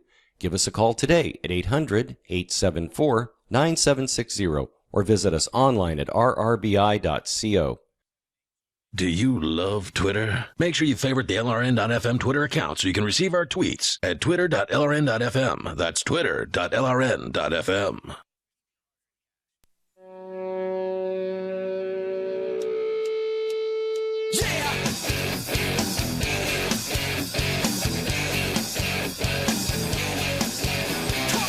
It's Free Talk Live, and of course, you can join us here. Live Saturday edition continues. We got plenty of time for you if you want to dial in toll free at 855-450-FREE. That's 855-450-3733. Actually, the phone lines are loaded up right now, so you're probably going to get a busy signal, but you can call us on Skype. That we have available to you, and you'll sound better if you're on Skype. So why not? Skype username is LRN.FM. With you in studio tonight, you've got Ian. And Chris. Also, the MyPillow deal still available to Free Talk Live listeners like you. You might have heard of the MyPillow, although I got to admit, I don't watch TV. Apparently, they've got a very big television campaign. Oh, yeah. But I was not aware of it before I actually received one as part of this this advertising campaign, and it's fantastic. I've been using it ever since because it is the best pillow that I've used. And if you don't think it's the best pillow you've ever used after you order one at mypillow.com with code FTL, you can send it back. You've got a 60-day window of time where you figure out whether you think it's a good pillow or not. I think it's great.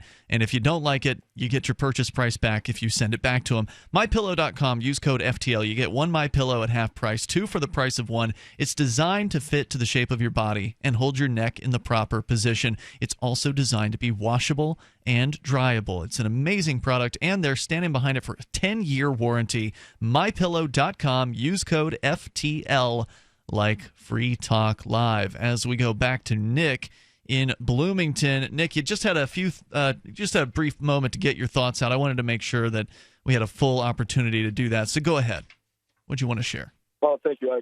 I appreciate that. So we left off with you saying that the legalization of all drugs would help ruin the cartel. And actually, we're on the same page with that one. I agree. I think that could definitely be something that could solve the problem. Now, the question is that going to happen in the near future? No. I'm going to assume probably not. And also, on top of that, I think that we should legalize all drugs, or maybe on a different form, decriminalize all drugs, but not all drugs should be, legalized for sale. Like marijuana, that's a whole other story. I think that's okay. But like heroin, should we be allowing people to sell that on a street corner? Probably not. But off that subject, hold that thought. I think Chris wants to jump in here on that. Yeah, my issue with that, and believe me, I get where you're coming from. I spent way too many years as a hardcore conservative Republican not to get where you're coming from. But my real issue is I've kind of come to the conclusion that when we outlaw anything, we simply create black markets. And we create black markets are efficient. They fulfill needs because there's desire in the marketplace for them. And because they have no other recourse, then they have to turn to violence to solve disputes. They can't go to the court system. That's where I guess I'm at, kind of in the evolution of my thinking. And what do you think about that? Yeah, I agree with that. The black market is something that is literally born off the fact when something is illegalized. And that's why drugs is not 100% of the black market. There are cartels selling illegal guns, and that's the reason why I am for making sure most guns and almost all guns of forms are legal to the public. I agree with that, too. Why, yeah, anything that's prohibited should be legal unless it's something that actually hurts another person. If it's violence, then that shouldn't be legal. But if it's drugs, that should be legal. Guns, prostitution, gambling. You legalize all of those things that involve consenting individuals, consenting adults. You legalize all those things. And decrim's fine, and I would accept decriminalization. But to have legalization or the end of penalization, I think that might be a better way to put it, because I don't like the idea of the government regulating things either. I think that also creates issues, although it still is better than it being illegal. But you mentioned heroin on the street corner. If heroin were legal to sell, there would not be people selling it on the street corner in the same way that you don't have some guy with a six-pack of beer on the inside of his coat, standing on the street corner selling beer to people, because you can just walk into 7-Eleven or, the liquor store or whatever, and you can walk out with as much beer as you want, ice cold, it's no problem. Same thing with heroin or whatever other drug, methamphetamine. If it was available legally, you'd be able to walk into Walgreens or Rite Aid or whatever, and you'd be able to buy quality controlled, manufactured in controlled conditions product, just like aspirin should be sold over the counter. This should be sold over the counter, and the same thing's true of prescription medications, because you got a lot of people who will buy and sell oxycodones and hydrocodones and things like that on the black market, because again, it's a restricted product. It's not completely prohibited, but it's mostly prohibited as far as you need the permission slip from the doctor to get it. So you take all that stuff out of this prohibited status or semi-prohibited status, and you allow the marketplace, the free market, to actually do business with that. And you'll eliminate streetwalker hookers, you'll eliminate heroin dealers, in back alleys, and everything will be much more on the up and up. And all the violence that goes along with it. Yeah, that's a big thing for me. Nick, any other comments? Go ahead right now. I'm glad you said that. I guess I really never thought of it exactly like that. I guess I kind of thought of it as like, it's the pot shops, right? Like, you see those in Colorado. I just kind of assumed it would have been like that. But, I guess if you think of it that way, yeah, I mean, that seems reasonable to me, as long as it just can't be, accessible, is easily accessible. I feel like it should still be somewhat difficult to get through, but not too difficult. There's regulation there that would have to be done. I'm not for government regulation most of the time, but I guess when it comes to really dangerous drugs, like, again, you were talking about methamphetamine and heroin, those things kill people. There's no questions about it. People get highly addicted to it. Just like medication that you can get from prescribed. I mean, there's opiates that you can get addicted to as well. So, I mean, we're kind of guilty as charged. And I think companies would exercise some responsibility there. They would have a social responsibility. They would feel a social responsibility. For example, not to sell to kids. If a 5-year-old walks into the Walgreens and says, "Yes, I would like my smack," your pharmacist is probably going to go, "Get the hell out of here." These days they would, but remember, it wasn't that long ago. I mean, 100 years ago, it wasn't uncommon for mom to send her 10-year-old kid down to the drugstore and get a bottle full of heroin or whatever. I mean, it wasn't an uncommon thing. It was a pack of cigarettes when I was growing up. Cigarettes or whatever. Yeah, same thing. Absolutely. People would look askance at it now, but it was kind of the norm. But we also know more about the harmful effects of some things, and not all drugs are good. Some drugs have harmful effects, and I absolutely understand that. I just question whether the heavy hand of government is the right one to control the marketplace. I agree with you. I think the market needs to do it. And, to expect the government's going to be able to keep drugs out of people's hands who are going to abuse them, I mean, obviously, they can't even keep drugs out of their own prison. So, I mean, you can put down restrictions on the sales of these things, and it just forces the market to figure out ways around it. So whether it's restricting people from buying Sudafed to 3 boxes per month or whatever, or it's requiring identification for getting pills. If you lock it down too much, then what you end up getting are pill trucks being robbed. This happens where a truck full of medications will be waylaid by a criminal gang, and they'll take all the pills and then go sell them on the black market, because the addicts are going to get their pills. They're going to do what they need to, which includes police breaking into your car, stealing your car stereo, or your wife's purse, or whoever, whatever was left in there, emptying it out, or worse, sticking you up with a gun or a knife to your back and emptying your wallet and then taking that and getting the pills. Right. So I'd much rather they be able to just go in and buy what they need, and then at the very least, if the things were legal, they wouldn't be as afraid of going and getting help, because a lot of times an addict won't go and get help because they're deathly afraid of being reported to the police if they do. Now, whether that's paranoia on their part or not, it's a legitimate concern in a lot of places in the country. Thanks, Nick, for your call. Good discussion. 855-450-FREE. Join us here. ProPure water filters, making water great again. Taste and feel the difference with state-of-the-art filter technology. Pro 1 G2.0 and Pro Max filters are independent lab tested to NSF standards. Choose from Gravity, Countertop, Pitcher, Shower, and inline filtration products. There's a ProPure for you. Buy risk-free today. Visit your authorized ProPure dealer for details or ProPureUSA.com. That's ProPureUSA.com. In these uncertain times, it makes sense to have a sustainable backup method to cook food and boil water. If your current plan includes using a fuel-burning stove or cooking over an open fire, then there's a much better way. The Minuteman Rocket Stove is a biomass-burning cooking stove that only requires small quantities of sticks and twigs for fuel. The Minuteman Stove is easy to use, smokeless, portable, powerful, and sustainable. For the finest in survival cooking stoves and fire starters made right here in the USA, go to MinutemanStove.com. That's MinutemanStove.com.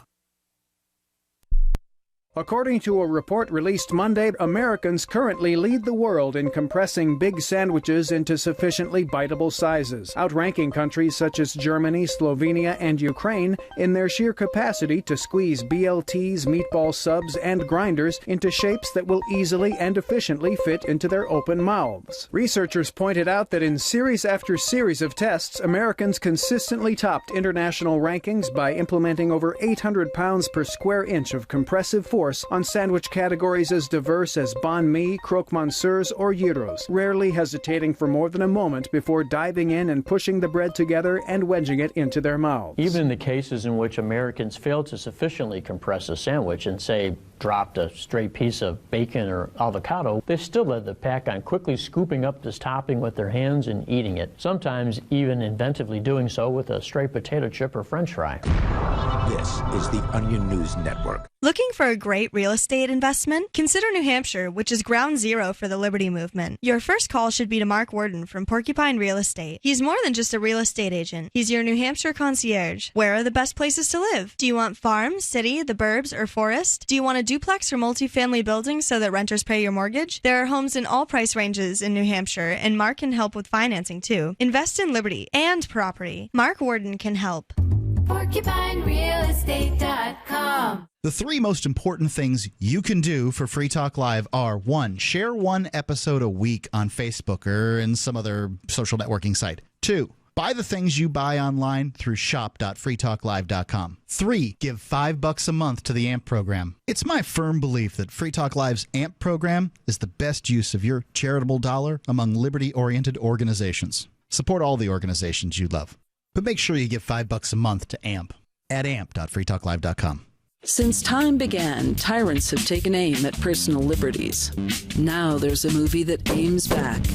The government has no more right to tell us what to put in our bodies than they have to take our guns or tell us what books we can read. 6 drug police were eaten by bears while raiding a marijuana farm. On your knees, you dirty hippies! Jesus. On your knees! What's the problem, officer? Today, many cops who enforce pot laws do so only because it provides them with cushy jobs, good benefits, and a chance to push people around. I was an undercover narcotics officer. The drug war is nothing but a farce. The Second Amendment says you got to keep you and your gat intact.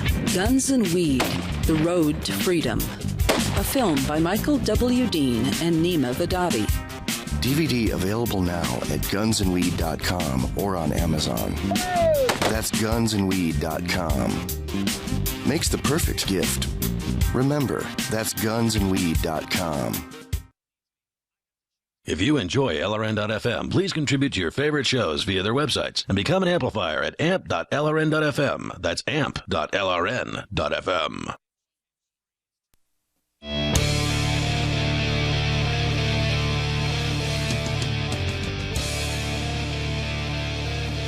Free Talk Live. Dial on in here, toll free. If you want to join us, you can. The number is 855-450-FREE. That's 855-450-3733. And Skype in over at Skype username LRN.FM. With you in our studio, it's Ian. And Chris. Also, want to let you know how to save 50%.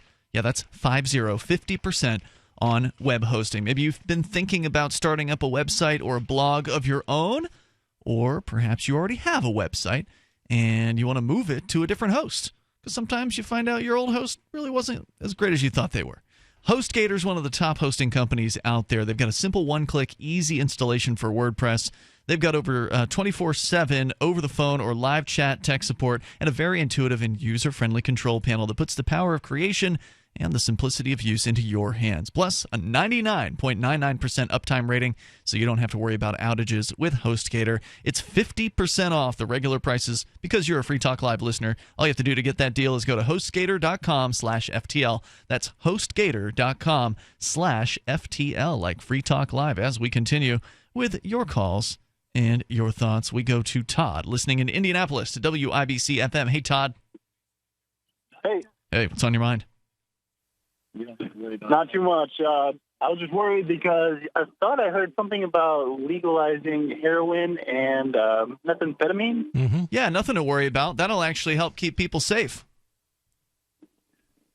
Yeah, see, I mean, I'm fine with the legalizing the prostitution. You know, I think that can be regulated and controlled, and I think that would help. Mm-hmm. But I am worried about when it comes to those harder drugs where, you know, people can get injured on those. You know, the reason why people get injured is usually because they've overdosed, and the reason why overdoses tend to happen is because it's near to impossible on the black market to measure appropriately the dose that you want to take. And what I mean by that is the heroin buyer who's out there buying heroin regularly, they may be buying from the same dealer, but that same dealer is probably not buying from the same dealers all the time. So there's a chance that at some point the user is going to get a batch of heroin that is much stronger than they had gotten previously, and they might presume that it's going to be the same strength as the previous batch, so they'll take the usual amount that they take, and poof, you've got yourself an overdose case. Or it's been cut with something like fentanyl or things like that can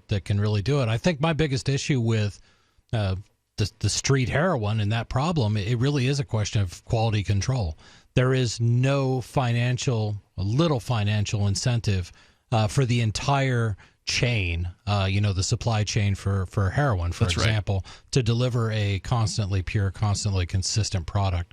It's highly unlikely that will happen because of the nature of the black market. Whereas in a actual free market, in a place wherein anybody who wants to can enter the business of selling heroin on the up and up openly, they have to be consistent with their product. They have to offer a clean, quality product that is available in a measurable quantity, that is, predictable, that you see on the outside of the bottle or whatever exactly how much is in there and how much you need to take. That's how you prevent deaths from heroin, is you legalize it. I got you. I guess that makes sense, a little more sense to me.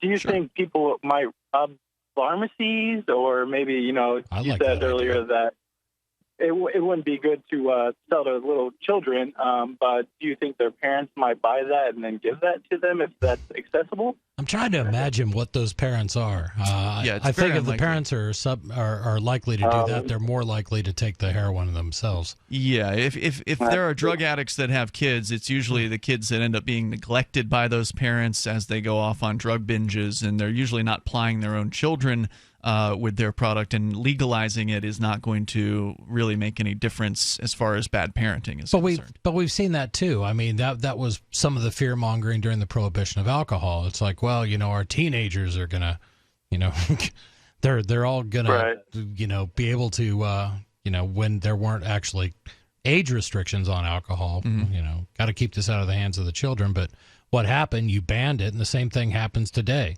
You tell an 18-year-old kid who's old enough to do pretty much everything else in the world legally except drink a beer, what's he do on the weekend? drinks Yeah. heavily. Right. Drinks beyond the point of recognition, because in a lot of countries where there are lower drinking ages than the United States, you actually see more responsible behavior out of young people. What's that about? And I think that's the big message. I think is we have two tools. We have the carrot and the stick. And I think when we give people more freedom, they tend to make wiser decisions, and not everybody's going to make wise decisions. In They're the aggregate, always though, yeah. going to be idiots.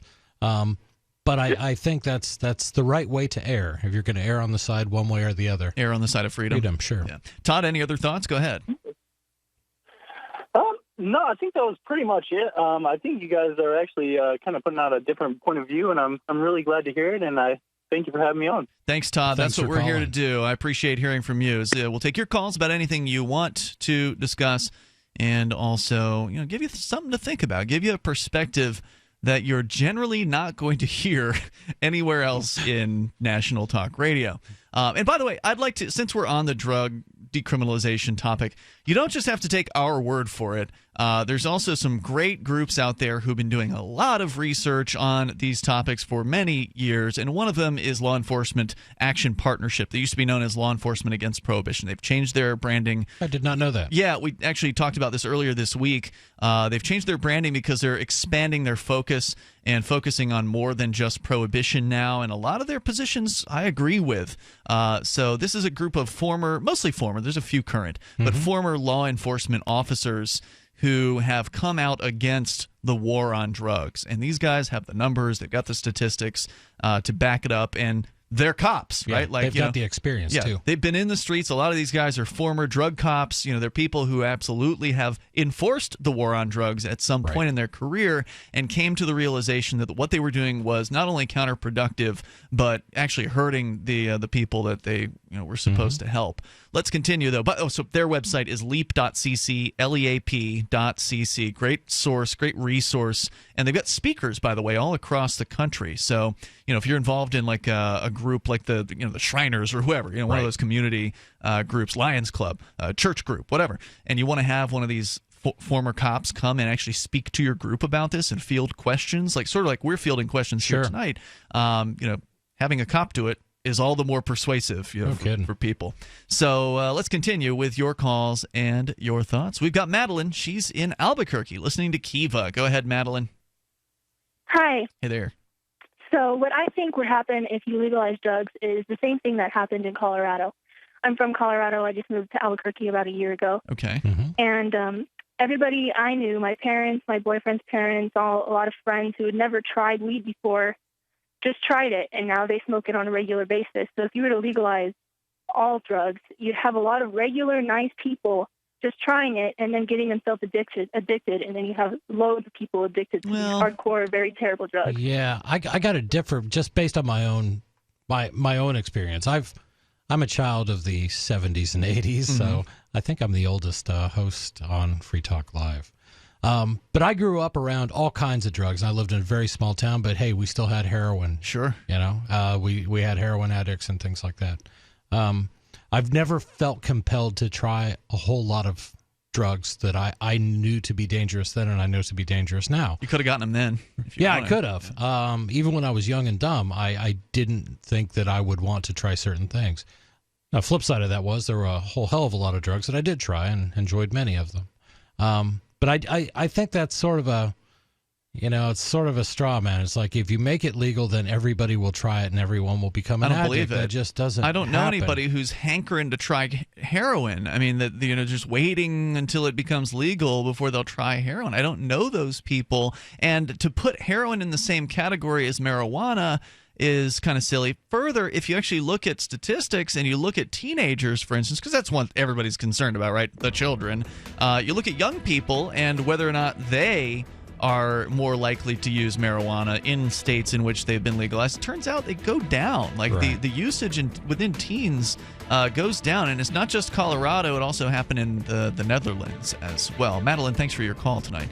Toll-free number here, 855-450-FREE. And besides, the fear of what might happen is not justification to continue this insane war on drugs where we know people are getting hurt from it. Back to the program in a minute, but first I've got a special free giveaway. I've got 100 free trials of the Belly Flattening Breakthrough New Biotics here, and I've been authorized to give them away to the station's first 100 callers right now. So if you want to see what you'd look like with a flatter belly, call now. Don't even wait till I stop talking. Only one free trial per caller, though. Don't be greedy. Okay, here's the number. 1-800-984-5648. I'm guessing it works pretty fast because it says here that if your belly flattening results are too dramatic, you're supposed to reduce use to every other day. And it looks like it's made from natural ingredients, too, scientifically formulated to cleanse pounds of toxic sludge from your body. Okay, this is it. If you want a flatter belly, be one of the first 100 callers right now to claim one of these free trials. 1-800-984-5648. If lines are busy, try again. 1-800-984-5648. Call now for details. 1-800-984-5648. Do you trust the economy?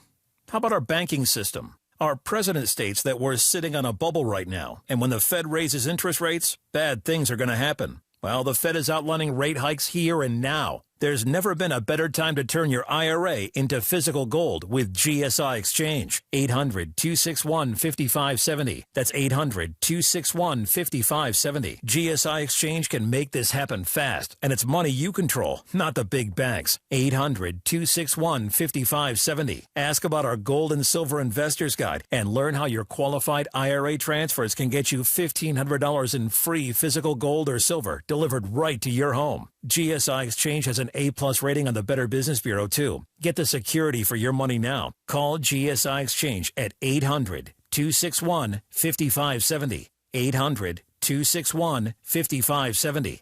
That's 800-261-5570. The Shire Free Church offers a sanctuary to those seeking an escape from state churches. The Shire Free Church is an interfaith, diverse group of people that may not share identical theological beliefs. As a member in or minister of the Shire Free Church, you are a sovereign individual and may be the faith of your choice. We don't claim to have all of the answers. We are open to all peaceful people. We want to learn from each other. What unifies the Shire Free Church and its diverse members is peace, love, and liberty. There are many paths to God, one for every individual. The Shire Free Church does not define a specific path beyond those parameters that must be your foundation. Peace as your way, love as your guide, and liberty as your light. Learn more at church.shiresociety.com.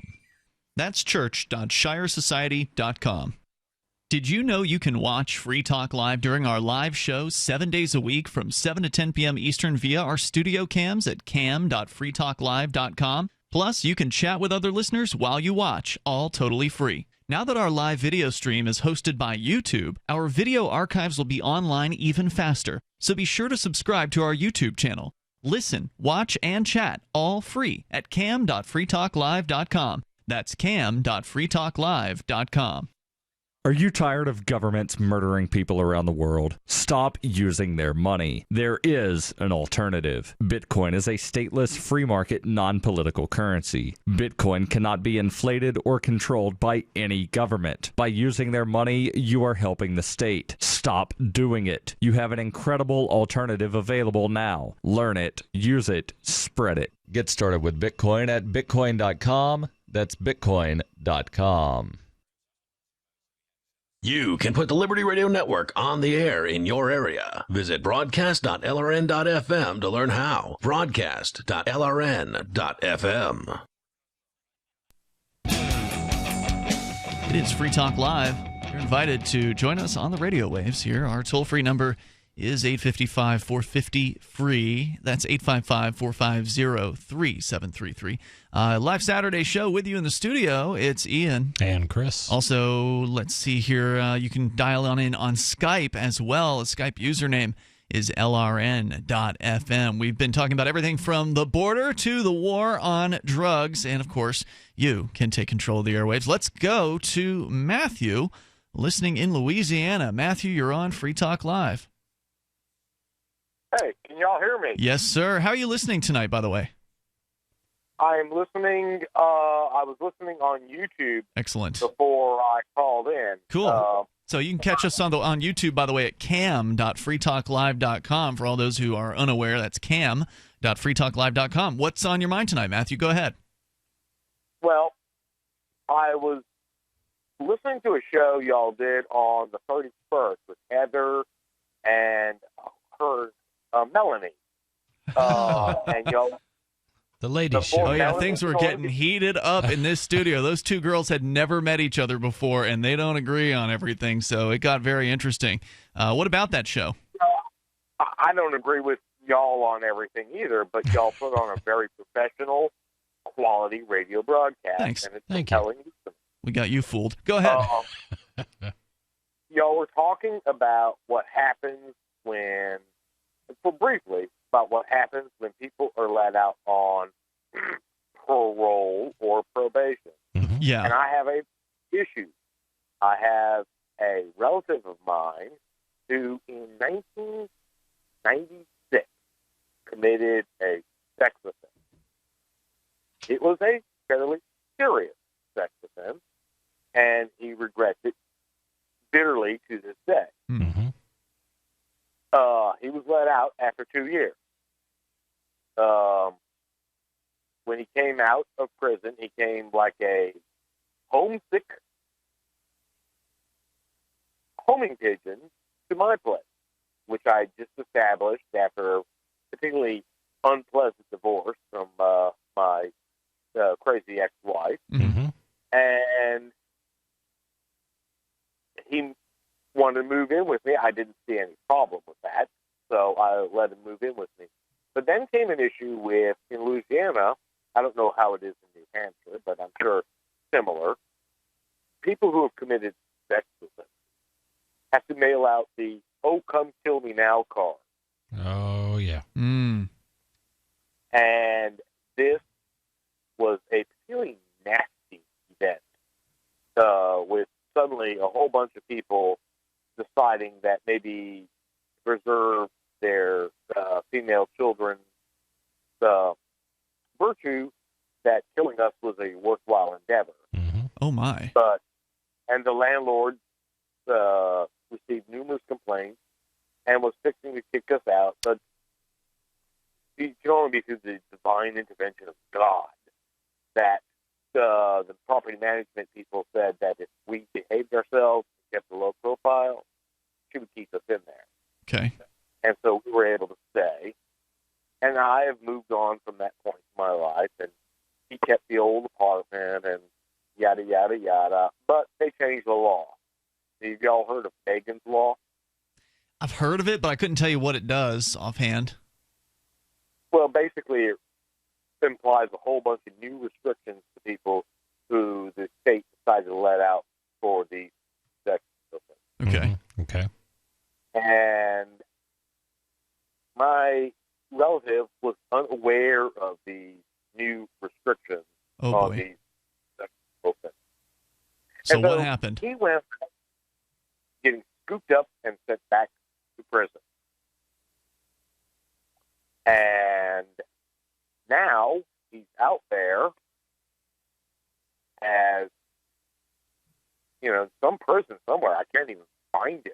Jeez. And when they let him out, before anybody's ready for him to be let out, what's going to happen? He's going to come running back to his kid brother and starts the whole thing again. We have to turn him away, because if it turns out that his probation is my probation, in other words, I'll have to. Yeah, and that's true. That's true. So, just to shorten the story a little bit here, when you say his probation is your probation, that means that if you take on somebody because you care about them, they're your loved one, right, you bring them into your home. Well, guess what? When the cops show up, the probation office shows up, and they want to toss the house looking for his drug stash or a beer that they'll find, some lone beer they'll find in the back of the fridge or whatever. Bang! violation of probation right there. Even if it was your beer, even if it was your marijuana cigarette or whatever, it's still, you know, a violation of his probation, and it puts you at risk to some extent as well. But it definitely, you know, it's to some extent. I'm also a Second Amendment advocate. Oh yeah. And guess what? Yeah, you just can't have them in your house. You can't. Yeah, that's absolutely true. And it's insane because, you know, these people's rights are stripped from them. Even though they've spent their time in jail, they still are under the thumb of the government, and that affects everybody that they're connected to. And as you've already pointed out, it's super easy to violate that probation, and the system is designed for it. Sure. And it was that was actually the night we were talking about Law Enforcement Action Partnership, because they're in favor of serious reforms to the probation system. They say right there on their website, we all know, speaking as cops, that the system is designed for violations. Thanks for your call and your story tonight, Matthew. It's a terrible system, and I'm sorry that anybody is subjected to it. That's why a former co-host here on Free Talk Live, Rich Paul, when he was out on probation, he violated it, of course. Right. And when he went back in for the court hearing, he told the judge, look, I'm going to keep smoking pot.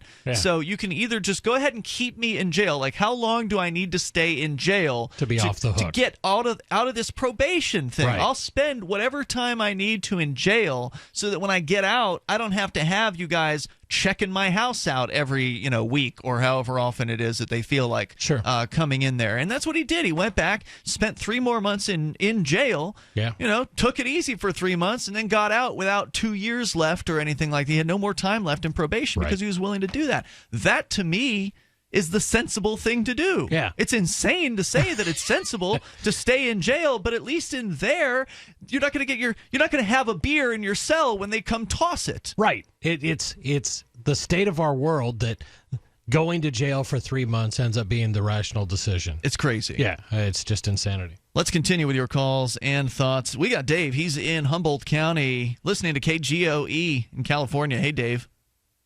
It's KGOE, yeah. Guys, I think I find myself agreeing with an awful lot of what you have to say. You're in trouble now. Not now. everything.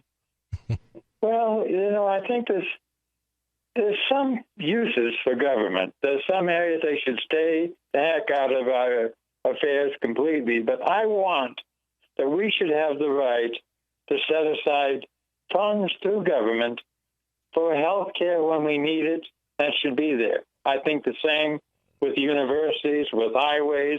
I believe that if we want them, we should be able to pay for them and have them there, and they're useful. What I don't want, and what I see too much of, is this government owned and operated by the Koch brothers and the Waltons, and if they got enough billions, they can own our Congress members, our White House, and then they no longer act at all in the benefit of us, the people. We're not going to profit from that. Well, why should the corporations known as the schools have beneficial access to governmental money when the Waltons shouldn't? I mean, shouldn't everybody be free to sort of live and die in their business on their own merits? I mean, if a school is a really good school, then they'll attract students, and if people need scholarships, then people will voluntarily step forward to provide those scholarships, including some of those evil corporations. True.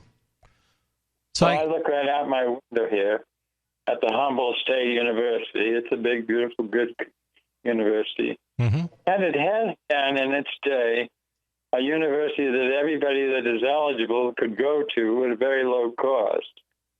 And today now, very rare that anybody can afford to attend it. And this is a state university. Sure. If this were a privately owned Stanford, Harvard type, it just becomes impossible. So I guess my question is what makes it affordable? It's affordable because they get a lot of money from the state, I assume, and in other words, that university doesn't have to compete in the marketplace. All it has to do is say, you can come here for this amount of money, and the true cost of education in books, in hiring teachers and hiring staff and janitors and everything like that, that's borne by everyone, whether they're going there or not. Would you agree with that? I think so. I think that it benefits us to have good universities in our community. Well, that you are can teaching say that, but people to ultimately, know. what if I disagree? I mean, am I free to disagree and not fund those universities? If you want to continue the discussion, I get the feeling you might want to, Chris. More coming up here. It's Free Talk Live. We'll stick with Dave.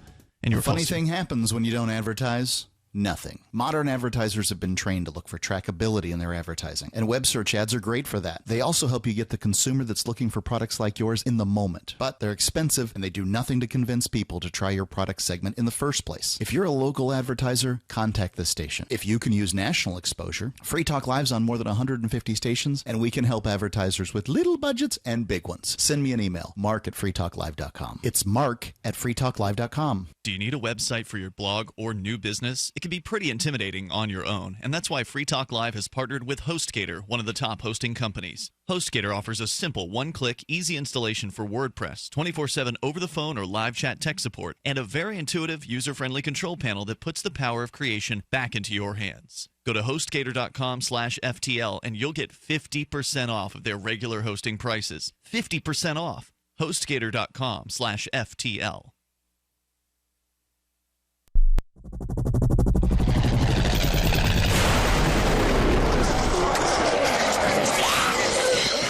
In Survivor Max 2, School Bites, Max must scavenge through a wasteland swarming with the undead. Desperate to find the medicine he needs, he discovers a community of survivors at his former school. Has he finally found the safe haven he's been looking for, or will he discover that school bites? Look for Survivor Max on Facebook, read reviews on Amazon, and read Chapter 1 at survivormax.com. For years, LRN.FM has had a listen line that you can call and listen to LRN.FM anytime. Now we're taking the idea to a new level with the LRN.FM audio on-demand line. You can call 641-793-9660 anytime and listen to LRN.FM's live feed, and you can listen to a bunch of our original shows on demand. Long-distance fees may apply. Just dial 641-793-9660 and choose from the menu. 641-793-9660. You're listening to the live edition of Free Talk Live. Hour number 3 is next after the news here on the Liberty Radio Network at LRN.FM.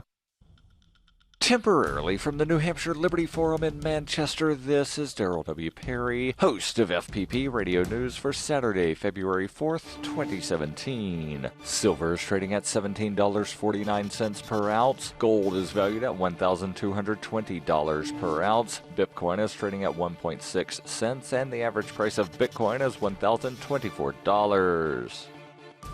Antiwar.com reports, still desperately trying to present the disastrous weekend raid in Yemen into having netted a treasure trove of valuable intelligence. The Pentagon released and then sheepishly retracted a video which they presented as a detailed do-it-yourself lesson on terror attacks. The release was supposed to vindicate the raid, but media outlets noted within minutes of the Pentagon statement that the video itself had been publicly available since at least 2007, and that the only difference was the Pentagon had gone to the trouble to subtitle it. The Pentagon withdrew the video shortly thereafter, saying they did not want to give the impression that they were trying to deceive people by presenting a decade-old video as new. They did not want to give the impression, at least once it became apparent to everyone, that's what was happening. CENTCOM appeared more contrite, insisting they had no idea the video was as old as it was and would never have tried to push it as a major intelligence find. Pentagon spokesman Jeff Davis, however, was a lot more defensive, insisting it does not matter that the video was old, but it's still illustrative of the sort of thing Al-Qaeda is about. The weekend raid, the first of the Trump administration, killed an estimated 57 people, overwhelmingly civilian, and destroyed most of a village. The raid was presented by the Pentagon initially as targeting Al-Qaeda headquarters, though officials have since admitted it simply was an attack on the home of a suspected Al-Qaeda collaborator, and one carried out with a paucity of intelligence.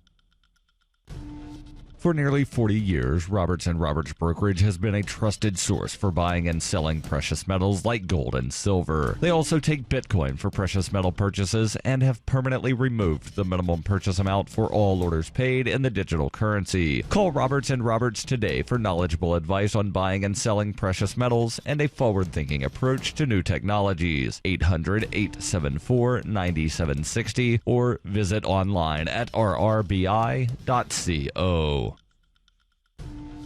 Reuters reports a federal judge in Seattle on Friday put a nationwide block on U.S. President Donald Trump's week-old executive order temporarily barring refugees and nationals from 7 countries from entering the United States. The judge's temporary restraining order represents a major challenge to Trump's action, although his administration could still appeal the ruling and have the policy upheld. Judge James Robart, a George W. Bush appointee, made his ruling effective immediately on Friday, suggesting that travel restrictions could be lifted straight away. He is expected to issue a full written ruling over the weekend. Jay Inslee, the governor of Washington, celebrated the decision as a victory for the state, adding, "No person, not even the president, is above the law." Washington Attorney General Bob Ferguson said this decision shuts down the executive order right now. He said he expected the federal government to honor the ruling. The Department of Justice made no immediate decision on an appeal, issuing a statement saying the department looks forward to reviewing the court's written order and will determine next steps. The new Republican president's order, signed on January 27th, triggered chaos at U.S. airports last weekend. Some travelers abroad were turned back from flights into the United States. Crowds of hundreds of people packed into arrival areas to protest, and legal objections were filed across the country. The challenge in Seattle court was brought by the state of Washington and later joined by the state of Minnesota. The judge ruled that the states have legal standing to sue, which could help Democratic attorneys general take on Trump in courts on issues beyond immigration. Washington's case was based on claims that the state had suffered harm from the ban, for example, students and faculty at state-funded universities being stranded overseas. Judge Robart probed a DOJ lawyer on the litany of harms suffered by Washington State's universities and also questioned the administration's use of the September 11, 2001 attacks on the United States as justification for the ban. Robart said no attacks had been carried out on U.S. soil by individuals from the 7 countries affected by the travel ban since that assault. For Trump's order to be constitutional, Robart said it had to be based in fact as opposed to fiction. The decision by the judge was welcomed by groups protesting the ban. Nicholas Espiritu, a staff attorney at the National Immigration Law Center, said this order demonstrates that federal judges throughout the country are seeing the serious constitutional problems with this order. Amnesty International USA spokesman Eric Ferrero lauded the short-term relief provided by the order, but added Congress must step in and block this unlawful ban for good. This has been FPP Radio News, online at fppradio.com. This is the Onion Week in Review. According to a Stanford University study released Wednesday, there is no logical reason why planes are able to fly. Reiterating that they fully understand the concepts of lift, thrust, and propulsion, lead physicists told reporters they were still unable to reasonably explain how a large 500,000-pound object is capable of staying up in the air without falling. We've come up with several theories, including wind propulsion, some sort of gravity suspension effect, also the possibility that the clouds pull the plane skyward, but beyond that, just don't understand how a large metal tube could just kind of float in the air like that. And it's going at like 500 miles per hour, which means that when I'm on a plane, I'm also going 500 miles per hour? I mean, that's crazy. I mean, why is my hair blowing back and forth? The Stanford team added they plan to devote the next 2 years to a new study on why telephones can hear. In other news, an urban planner is stuck in traffic of his own design, and a kid screams behind a passenger during an entire plane crash. Visit theonion.com/newsbeat for more.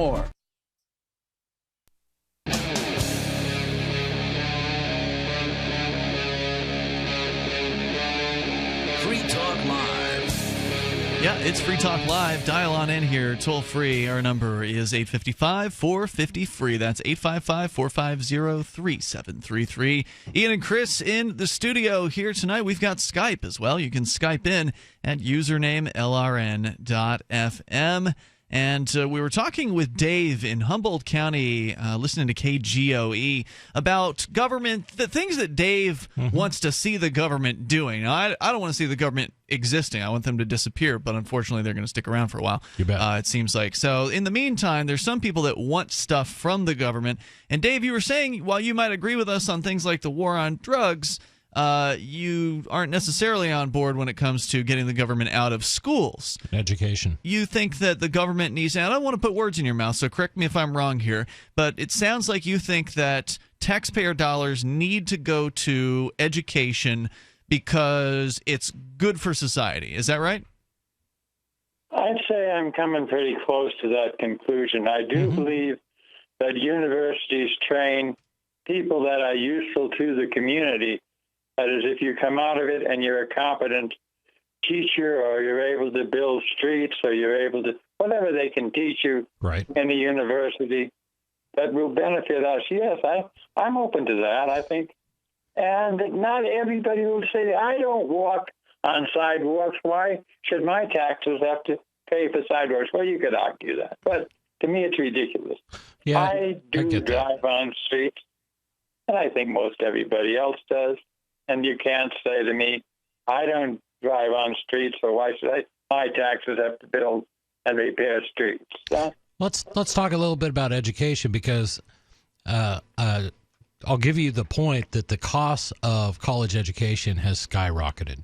Would you agree with that? Yeah. I mean, compared to, when my parents went to school, it was, parents put away a little bit of money every year so that the kids could go to college, and they did. They got their degree, usually, at least a 2-year degree. Most of them got a 4-year degree, just on savings off of one parent's income, because only one person worked. Now we have a system where, I was looking at University of Humboldt, and it looks like it's about $38,000 all told to go there for 1 year. That's expensive. It is, but that's assuming you're going to live on campus. That's room and board, that's tuition, that's books, that's things like that. A lot of them make you live on campus. Yeah. But why is it like that? And what I have seen in my lifetime has been an increasing role of government in the education system. Education is very much controlled by the state, and when government gets involved, we can look at education, we can look at health care, we can look at costs of certain transportation. These things tend to have higher prices because they have a higher regulatory burden, number one, and number two, winners and losers are chosen. So, for example, the state college system in California, not anybody can go and say, you know what, I'm going to open up my own university in Northern California, and I'm going to compete, or I'm going to do, I want to take part in the system. They're not going to be able to do that. That's why University of Phoenix is in Phoenix.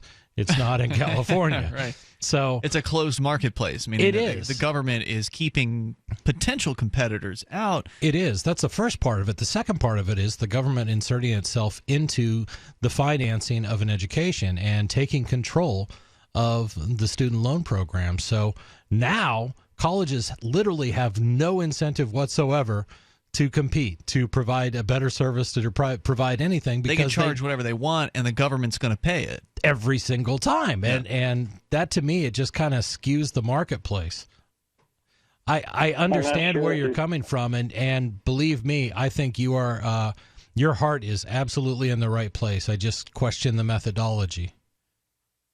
Well, I'm not sure if you're being altogether fair, because I think the universities are all pretty much well motivated to try to do the best job they can. Well, that's nice, but here's the thing. You can have the best of intentions, okay? And I think it's true that the people within the university system, many of the teachers at the very least, absolutely have the best of intentions. They want to help the students. But the best of intentions aren't good enough to overcome economic incentives and disincentives. And in the case of the government funding all these student loans, for instance, the colleges at some level understand, the administration understands that if they raise the price next year and the year after that and the year after that, that they're going to keep getting the students because the state's guaranteeing to pay those, to pony up the money for those loans. So there's no economic incentives for them to be efficient in the way that they do their business. And I'll give you a good example here. Do you think many of the degrees that are offered by colleges now, and I'm going to jokingly say sort of like the women's studies, but there's lots of degrees out there that really have no basis in the job market, which was the intent of what college was supposed to be about. You were either going to go into academia or you were going to go into some form of business or work for someone else. That's one of those things that drives me nuts, the degrees that are not going to lead to anything except for a lifetime of student debt. It's not the market speaking; it's people deciding that we would like to offer these things. What do you think about that, Dave? Well, I think you may learn something that may or may not become useful to most people. True. Let's say you can go there and learn Greek or Arabic or French or Dutch or something, and you come out knowing a language. Well, not everybody is going to benefit from that student knowing how to speak a language, but some will. There are those things where we will be able to. I can go and get language courses online for free or very, very low cost compared to what I would have to pay to get a degree at a university for that. And, as far as economics is concerned, the amount of money that you'd have to spend at the university is ridiculous. But further, beyond all the self-study that one can do these days thanks to the internet, and by the way, a lot of colleges are actually putting their curriculum up on the internet. So sometimes for free. Sometimes for free. The only thing you don't get is the piece of paper at the end of all of it. So you can get the same education, you just don't get the piece of paper, which is pretty ridiculous. But ultimately, as far as supporting education, I'm in favor of it. I'm not against having education, but what I am against is forcing people who may not agree with the curriculum at any given school to subsidize those operations. And that's what the government essentially allows to happen. And thank you for the call, Dave. I appreciate the discussion tonight. Our toll-free number here is 855-450-FREE. If something is valuable, and education, I think a lot of people would agree, is a valuable thing, if it's valuable, then let people pay for it on a consensual basis rather than twisting everybody's arm into supporting a system that they may not necessarily want to. So I brought up University of Phoenix. That was, to me, at least the first big sort of online school I had ever heard of. It's like a by-mail or an online university. Well, they do online stuff, and there are professors there that, guide the class and things like that. But since they popped up at, an average of 38% less than the cost of state tuitions, they've flourished, and now we have, it seems like every day I hear an ad from some new online university. Here in New Hampshire, is it Southern New Hampshire University has an online program? Or I don't know. Yeah, but there are, and they're kind of popping up everywhere. They're filling a niche. They're filling a need, and they're doing it at a much better price than the state. Because it's more of an open competition. Sure, absolutely. Let's go to your calls and thoughts. You take control here. It's Becky in Indianapolis, listening to WIBC FM. Hello, Becky. Hi, how are you? Hey, what's on your mind tonight? Good. Hey. Well, mostly I just think that I was listening to a lady you had on earlier that was talking about the United States being like her house and trying to have security. And I thought, what bothers me about all of this, I don't really think that we need to build a wall, number one. I don't think we need to be paying for building a wall. I think there's a lot of people that need places to live, and we should be taking care of our people inside the United States first before we're spending money on people that may or may not come here. And I think that I feel like the election, what it did is I lived on this earth probably longer than you all on the radio. Be so broke. I had my electricity turned off 9 times, but I found to read, easy to understand, and awesome. To find out how to get your free book while supplies last, call 1-800-960-3494. Call 1-800-960-3494. 1-800-960-3494. There was a mighty nation, blessed above all of creation. Charlie Daniels, he's always loved America. Let me just read a little thing here. The American system of justice must be changed to conform to the rest of the world. Individual rights will have to take a back seat to the collective. Well, you know what the next move's going to be, don't you? It's going to be coming after your guns. Oh, yeah. I tell you, it ain't going to sit well down my way at all. It ain't going to sit well. Do you ever wonder what happened to America? They lost. We won. Want to see what Trump's up against? It's time to ride, boys. We need 1,000 Paul Reveres. When I was a boy, it was okay to be proud of the flag, heritage, mom and apple pie, and beef was for supper. Revelation, Dawn of Global Government. Theatrical screenings on demand. DVDs now available. Starring Alex Jones, Charlie Daniels, Special Ops General Jerry Boykin. Want to shed some tears over the red, white, and blue? Revelation, the movie.info. Let's fix it. Why did you move to the Shire? I moved here to the Shire because there's other people around who take liberty just as seriously as I do. I moved to the Shire because I saw videos of people challenging authority and thought that I could get support myself. It called to me, like, do this right now. I wanted to be around people like me who got it. And once I got here, I knew there was nowhere else that I wanted to be. I've always wanted to change the world. So I moved to the Shire to join people who were actually working towards doing the same thing.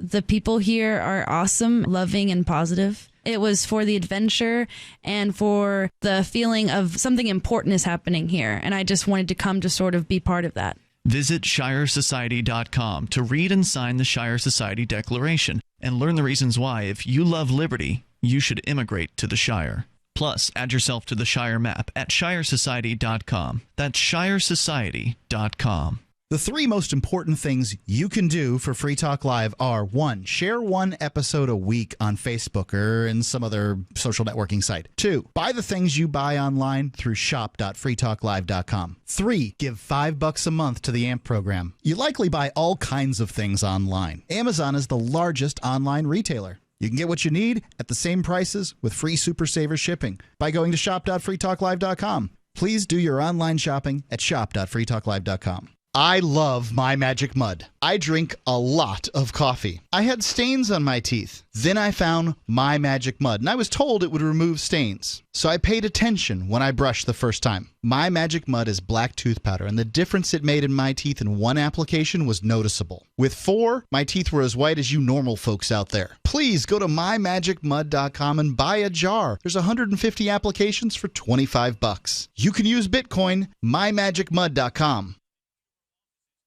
You can connect with the Liberty Radio Network via our Facebook page at facebook.lrn.fm. That's facebook.lrn.fm.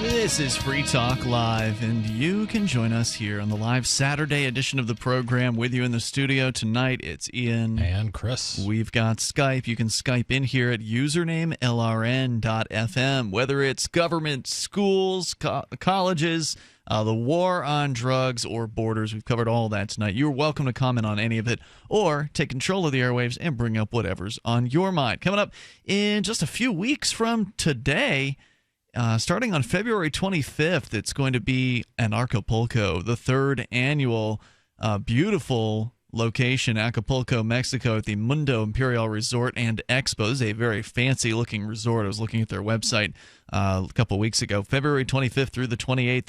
You can join Free Talk Live and all kinds of great liberty-oriented speakers like Jeffrey Tucker, Larkin Rose, Adam Kokesh, Jeff Berwick, Roger Veer, Luke Radowski, Josie Wales, Derek J. Freeman, Tone Vase, Julia Taransky, Dana Martin, Lynn Ulbricht, and more, including our very own Derek J. Freeman.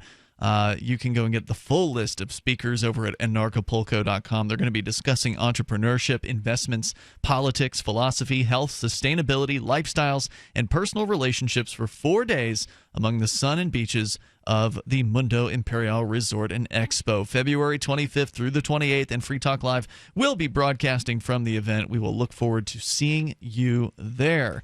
As we continue with your calls and thoughts, we've got Becky is still with us here listening to WIBC FM in Indianapolis. Now, you were talking about fear surrounding the most recent election, and I wanted to make sure you had a chance to get your thoughts out. So go ahead, Becky. Mm-hmm.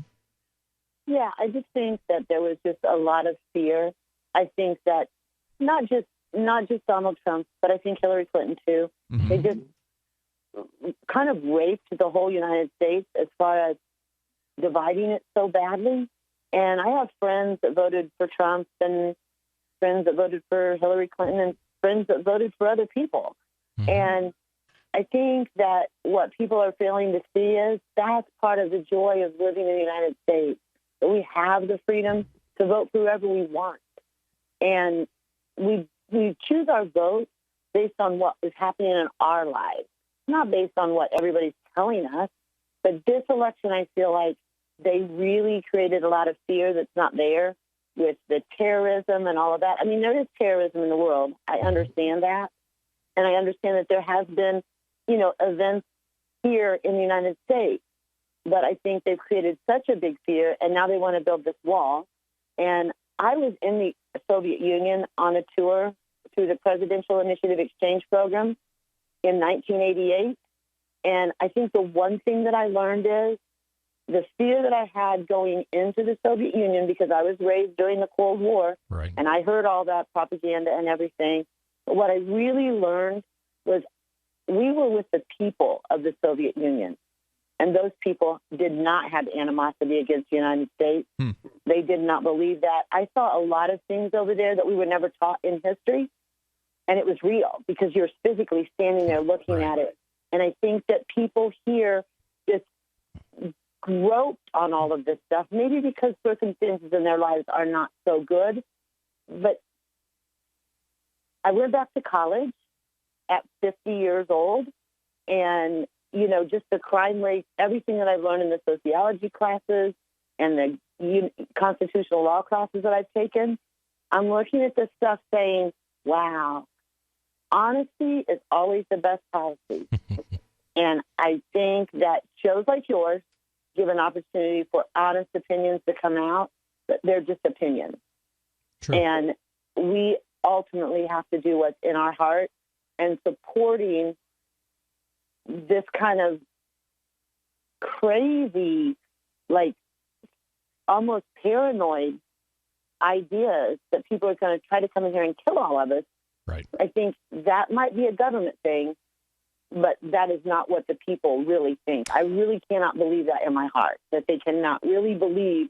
There's usually a sort of a large gulf of a difference between the reality on the ground, the average person and their experience and how they treat others, and especially people from other countries, and the way the governments of those countries act, whether we're talking about Russia, whether we're talking about North Korea, whether we're talking about America, or whatever we're talking about. The people are always generally nicer than the government is. Well, that's a fair what? statement. My father was in World War II, and he was actually a code talker. And, you know, one of the things that he told us always growing up, wars are started for two reasons throughout history: politics and religion. And that's all I see going on right here. And the rest of us just need to figure out how to navigate all of this and let it go. I think those problems will be worked out, but I think we have to make them accountable. And I think what this election has done has brought all the politicians that do their job, and that is their job because they have been groomed to do that job, just like a doctor goes to school and learns how to be a doctor. You know, I said early on, I wouldn't go to a dentist. I wouldn't go to my next door neighbor and have him pull my tooth. Right. I wouldn't trust a politician to do anything. But, you know, their job is to lie. Their job is to fleece. Their job is to scam. Their job is to extract money from people and give it to their friends and then punish their enemies. And honestly, I want nothing to do with them, and I wish they'd leave me alone. Right, but do you really think that this administration right now is not just turning into another politician machine? Oh, of course. Yeah. I mean, of course. I mean, maybe he started out not like that. No. But I see I don't this believe it. politician is. He's just like the rest of them. He's going to prove to be just as bad of a president as any of the other ones because they're all awful in my book. But at least he's going to be entertaining to watch and talk about. And I think part of it is Thanks, how Becky. much power we've invested in these. You know, if you go back to our founding, the executive branch certainly didn't have the power the way they designed it. Neither did the legislative branch. That they do today, you mean? That they do today, Yeah. or the judicial. I mean, it was very much a small. The idea was a very small, restricted government with limited powers, with most of the power being retained by the people and the states respectively. Yeah, they have that in the Ninth and Tenth Amendment. I think. Exactly. Still So written down. It's still there, but rarely paid any attention to. Let's talk to Dodger. He's in Battle Creek, Michigan, listening to WBCK FM. Hey, Dodger. Hello. Welcome. Thank you for taking my call. Yes, sir. Now, I guess my best friend calls me a masochist. He's a fellow libertarian. He's more of a minarchist. I'm more of a volunteerist. All right. And being the masochist that I am, I occasionally, frequently listen to conservative talk radio, and I heard this host while I was cleaning my house today, and he said something, and you kind of touched on this in the first hour when that lady called and was talking about her house having walls, and you said, well, what if I take somebody into my house. And this host actually said this earlier. Well, would you be willing to take one of these refugees in your house? And I live in a community. Battle Creek has a large community of Burmese people, Burmese refugees. And one thing that I've noticed about them, because I'm employed with a lot of them at my workplace. I want you to tell me that in a moment. Hang on. We're going to bring you back here for the Burmese migrants there in Battle Creek and Dodgers experiences. 855-450-FREE. You can join us. Hunters, anglers, campers, and survivalists. Get back to nature. Expand your horizons with the highest quality, most versatile, unique slingshots and sling bows on the market at slingbow.com. Slingbow products are compact and models start from just $17.98. They're perfect for your bug out bag or storing in your vehicle. Give yourself and your loved ones the excitement and tradition of Slingbow, a new frontier in archery and truly modern twist on this primitive survival tool. Feel the thrill only at slingbow.com. Paid non-attorney spokesperson Adam Pulaski of the Pulaski Law Firm with principal office in Houston, Texas is the attorney responsible for the content of this ad. This ad is not legal advice, and the choice of a lawyer should not be based solely upon advertisement. Services may not be available in all states. Attention Xarelto users. If you or a loved one took Xarelto and suffered a serious bleeding event, you may be entitled to financial compensation. Xarelto is a popular prescription blood thinner used to prevent blood clots and protect patients from strokes. These serious bleeding events have led to numerous cases of hospitalization and even death. Phone lines are open 24/7. Call 800-261-0937. That's 800-261-0937. So the protection of life, liberty, and property is what the Free State Project is all about. But it's an effort to move 20,000 people who understand. It's about demonstrating to the entire country that, yeah, we can have a free market, a truly free market. Making it just a freer, great place to live. It's the world's largest voluntarist libertarian community, and it's only getting bigger. That's amazing, to be able to move to a place where other people passionately believe in being free and independent. What the Free State Project is managing to do, though, is to put their money where their mouth is. Physically getting up across the country and saying, let's go someplace and let's demonstrate the power of these ideas. There's a lot of kind of philosophy that surrounds liberty. There's a lot of thinking about it and talking about it. But here in New Hampshire, people are doing it. 101 Reasons Liberty Lives in New Hampshire, a documentary by Free State Project Early Movers. Watch it free at 101reasonsfilm.com. 101reasonsfilm.com.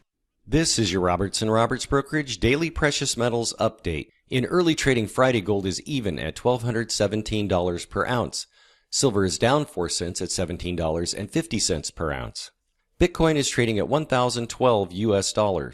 Roberts & Roberts has been helping clients buy and sell precious metals for 40 years, and we can help you. Give us a call today at 800-874-9760 or visit us online at rrbi.co. If you want to know the latest about Free Talk Live before we go on the air, all you need to decide is how you want it delivered. It's your choice. Visit news.freetalklive.com. You can get emailed announcements and participate in contests via our email updates list. Plus, we have a Twitter account that you can follow and a Facebook page where you can become a fan. So visit news.freetalklive.com to get news about Free Talk Live as soon as it's announced and the way you want it delivered at news.freetalklive.com. That's news.freetalklive.com. Do you ever say, I could care less, when you really mean the opposite? You mean to say, I couldn't care less. It's a common mistake. You are judged by how you speak, especially if you're looking for work, with so many more applicants than openings now.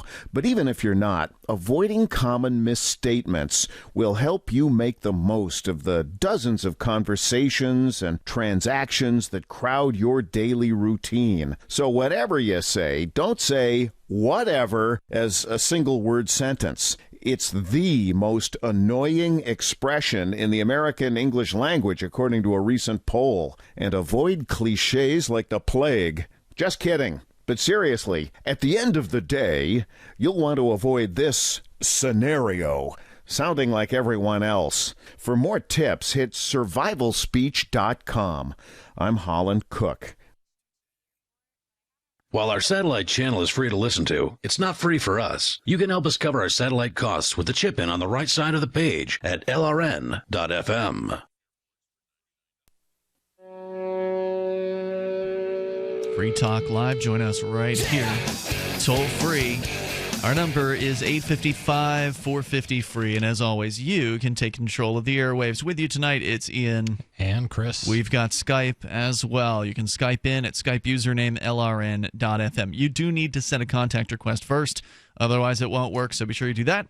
Also, if you want to help support Free Talk Live and get the stuff you were going to probably buy anyway online, you can go to shop.freetalklive.com to do that. Enter Amazon through the links you'll find there, and Free Talk Live gets a cut of the sale.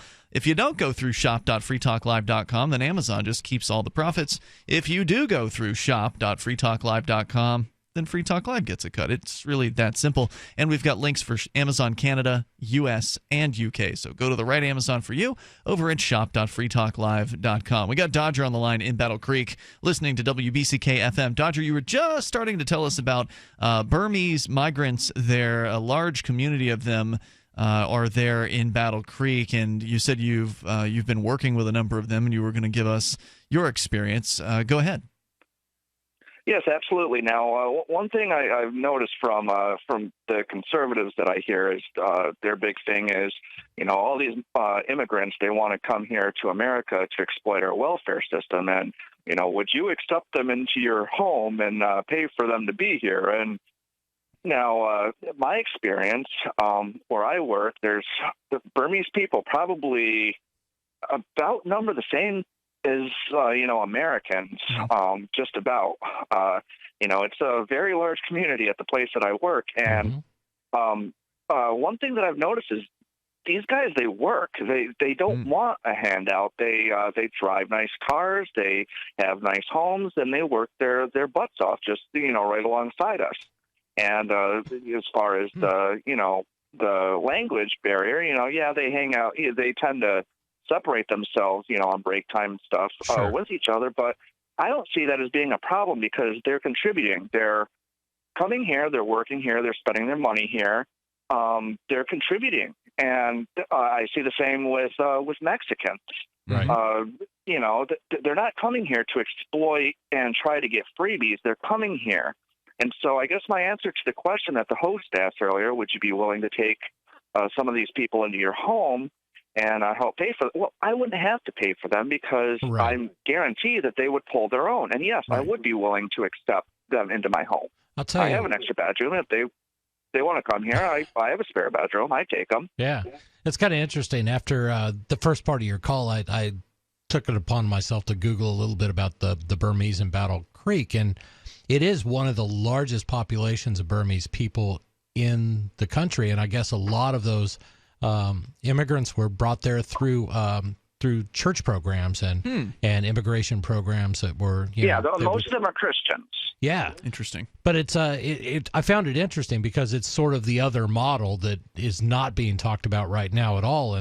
And when I was growing up, we had Vietnamese that were sponsored by local churches and came in and again, ridiculously high work ethic. They were not a burden on society. They were a benefit. And I think that it's too easy to paint all immigrants with the same brush and just make the assumption that they're all lazy, good for nothing, and they're not going to add value to it. Yeah, and wouldn't we be worse off without them? I mean, as you pointed out, these are hardworking people, and it might be hard to fill those jobs. I know that in the case of, it was a few years ago, we had an interesting story here on Free Talk Live about, I think it was Georgia, where it was right after Alabama had passed a very serious immigration crackdown bill, and Georgia was doing the same thing. They were copying basically the language of the Alabama bill.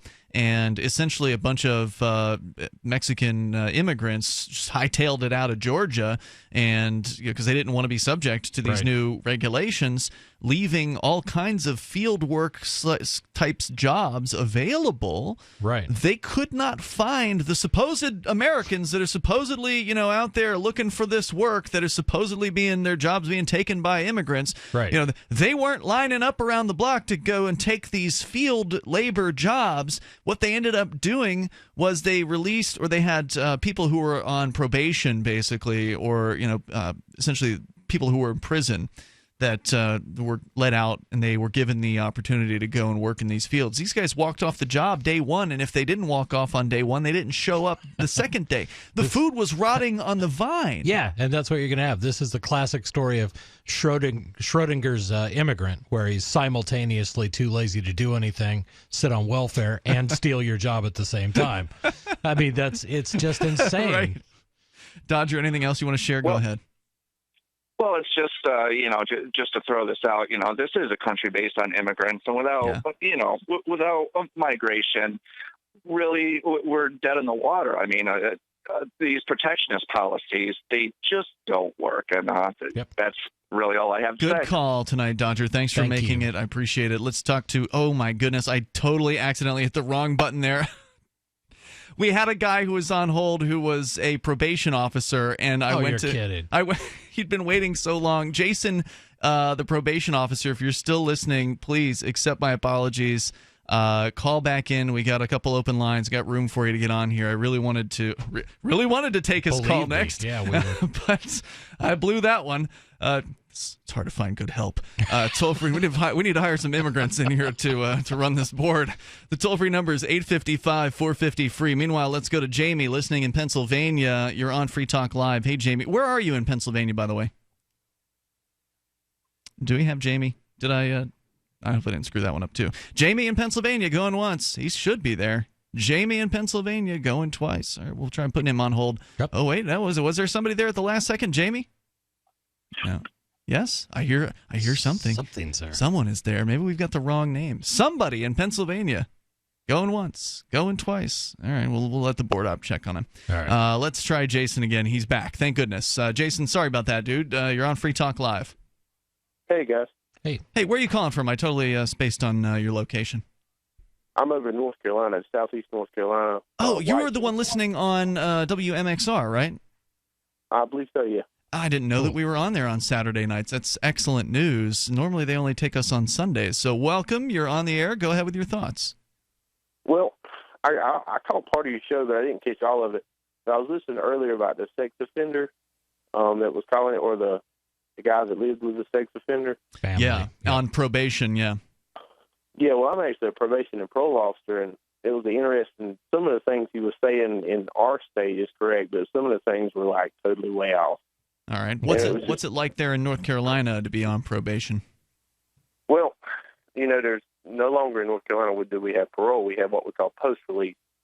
Probation is when you have your suspended sentence. So if you went and stole something from a grocery store and, got placed on probation for 12 months, instead of going to jail for 30 days, you got 12 months probation. Okay. Well, and instead of parole, which is getting out early and, being paroled out by parole commission, you have a mandatory 9 or 12 months parole as according on your offense. Sex offenders have automatic 5 years. Wow. Okay. Excuse me. But it was just interesting to hear that the thing about having to mail out the letters, we no longer do that in North Carolina. We have the interactive interface where people can go and search their own address and find out who lives around them. We no longer do that. But the thing about like finding one little thing in a house, and it revoking your probation, that's totally a thing in the past. Really? Now it's almost an act of Congress to revoke somebody's probation now, especially if it's a felony case. Really? So how about things like guns? I mean, that's one thing. Well, let's say let's say my brother actually committed a crime. He was out on parole, living with me, and my house is filled with firearms. Is that an issue? Well, I can tell you, for me, I'm a strong advocate for the Second Amendment. But the problem with is, even if people are on a probation, I hear this every day, they'll be on probation for misdemeanor larceny, which is a misdemeanor. Does not mean that you lose your right to possess a firearm. But while you're on probation, you're almost treated as a felon during your period of supervision. Gotcha. So, the things, drug testing, warrantless searches through the home, vehicle, anything you occupy, or the curtilage around that home, actually. And, some of that's a gray area, and some of it's still being debated in case law. I want to hear more about this. If you can hang on, Jason, I'm going to bring you back here, because you're saying it's not the way it used to be. Maybe that's just the case in North Carolina. It may not apply everywhere. Today How to incorporate your business in just 10 minutes so you won't lose everything if you get sued. Step 1, stop putting it off. If you're not incorporated and someone sues your business tomorrow, it's not just your business at risk. You can lose everything: your home, your car, even your life savings. Step 2, call the following number for a free 10-minute incorporation guide from Incorporate.com. 1-800-940-9829.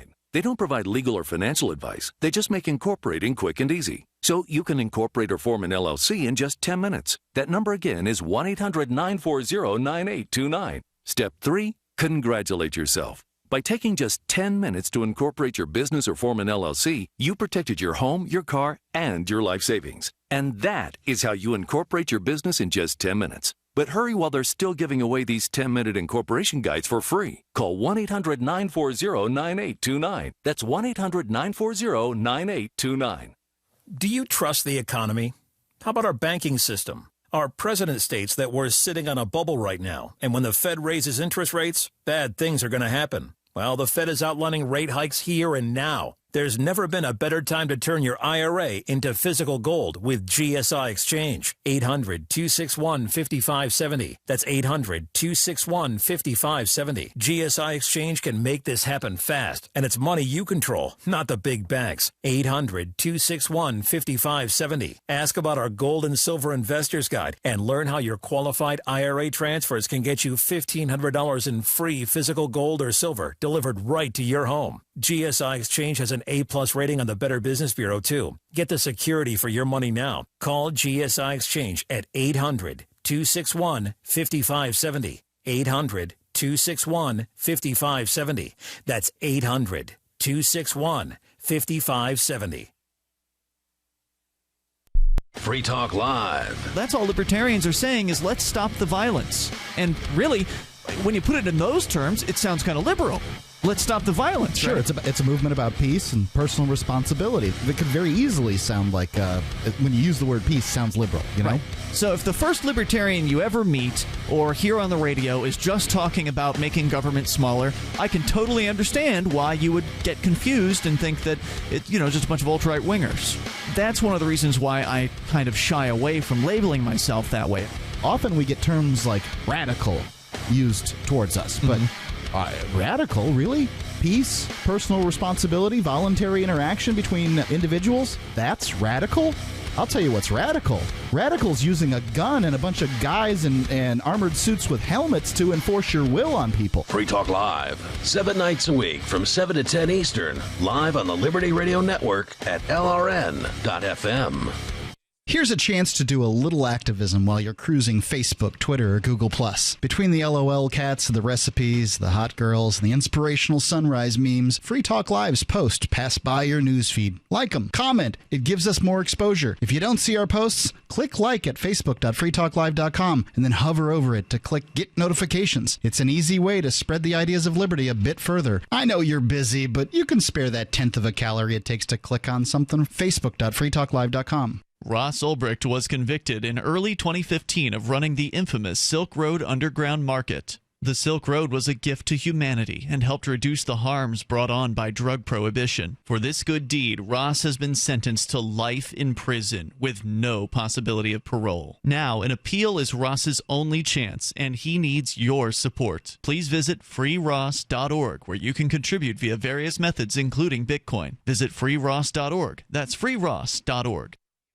Help get LRN.FM into more ears. Visit promote.lrn.fm for a free bumper sticker, flyers, banners, graphics, and more. Promote.lrn.fm.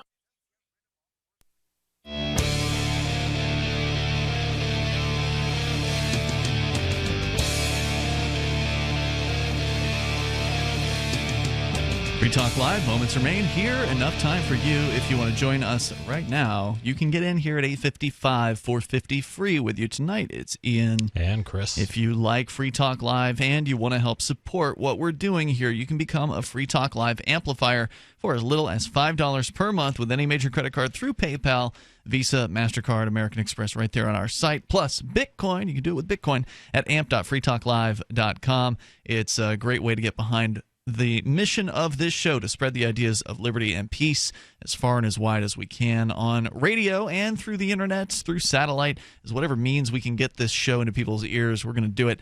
And the AMP program helps us do that, helps us get on more great new radio stations. Oh, which reminds me, I forgot to mention WCCM. Welcome to WCCM. It's an AM station, AM 1110 in Salem, New Hampshire. Sweet. That is now on board for the weekend editions of Free Talk Live. So they'll be joining us on Saturday and Sunday nights.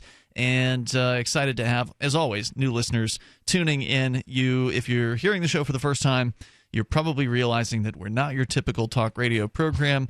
We really do cover issues that you're probably not going to hear anywhere else from perspectives that are quite unusual.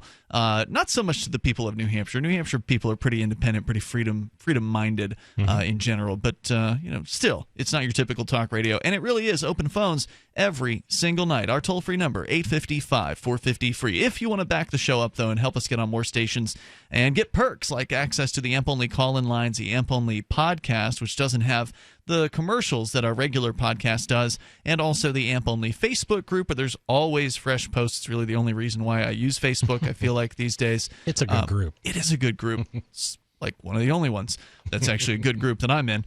You can go to amp.freetalklive.com to get on board with the AMP program. That's amp.freetalklive.com. We got ourselves a real live probation officer calling from North Carolina.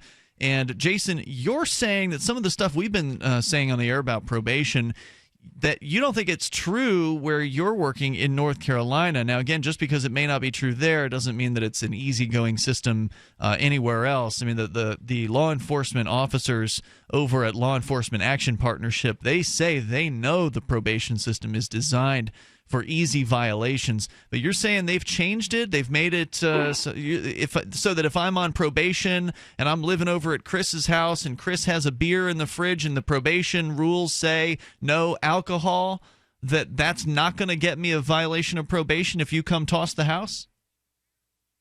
Well, that's kind of correct, guys, but it's really a gray area. A lot of it falls in officer discretion. Oh, okay.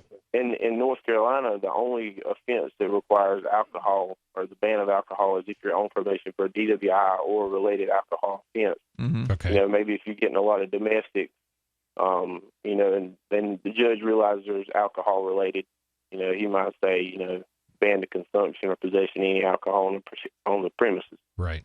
Things like that. Yeah. So here's a question. If you had somebody that you just felt shouldn't be out, and I'm not saying this is about you, but say some other probation officer, would it be easy to use the system to roll them back? Kick them back in. Is it easy to get a violation? Well, it's interesting you say that because North Carolina prior to 2011 used to, under the old structured sentencing law, any technical violation, one positive drug test 30 days after, being placed on probation, you could send yourself back to prison for, whatever your suspended sentence was. Mm-hmm. Wow. But now, after 2011, they implemented a Justice Reinvestment Act. I'm not really a fan in some ways. In some ways I am. One of the ways is, obviously, it created my job. It made a need for more probation officers. Mm-hmm. But now there's two types of violations. You have a technical and a principal. There's only two types of principal violations. One is picking up new charges or new convictions, and the other one is absconding, which is willfully avoiding a probation officer. Kind of ditching town, cutting your ankle bracelet off, things like that. But technical violations are positive drug tests, having that beer in your refrigerator, Mm-hmm. Missing a couple of appointments, curfew, things like that. The only way to revoke somebody off of a technical violation, such as that beer in the refrigerator, is the first time, like if it's a felony, the first technical violation, you go back to court, you can get up to 90 days, which is active time. It's called a CRV, a confinement in response to violation. Mm-hmm. And you have to take them back to court 3 times and get 3 separate 90-day CRVs before you can actually ask for revocation. Gotcha. Yeah, I don't think it's that way in every state. But It's not. It's not, because I have friends that work in South Carolina. I have a former supervisor that works on the federal side, and it's totally different on the federal side. North Carolina doesn't do pretrial release.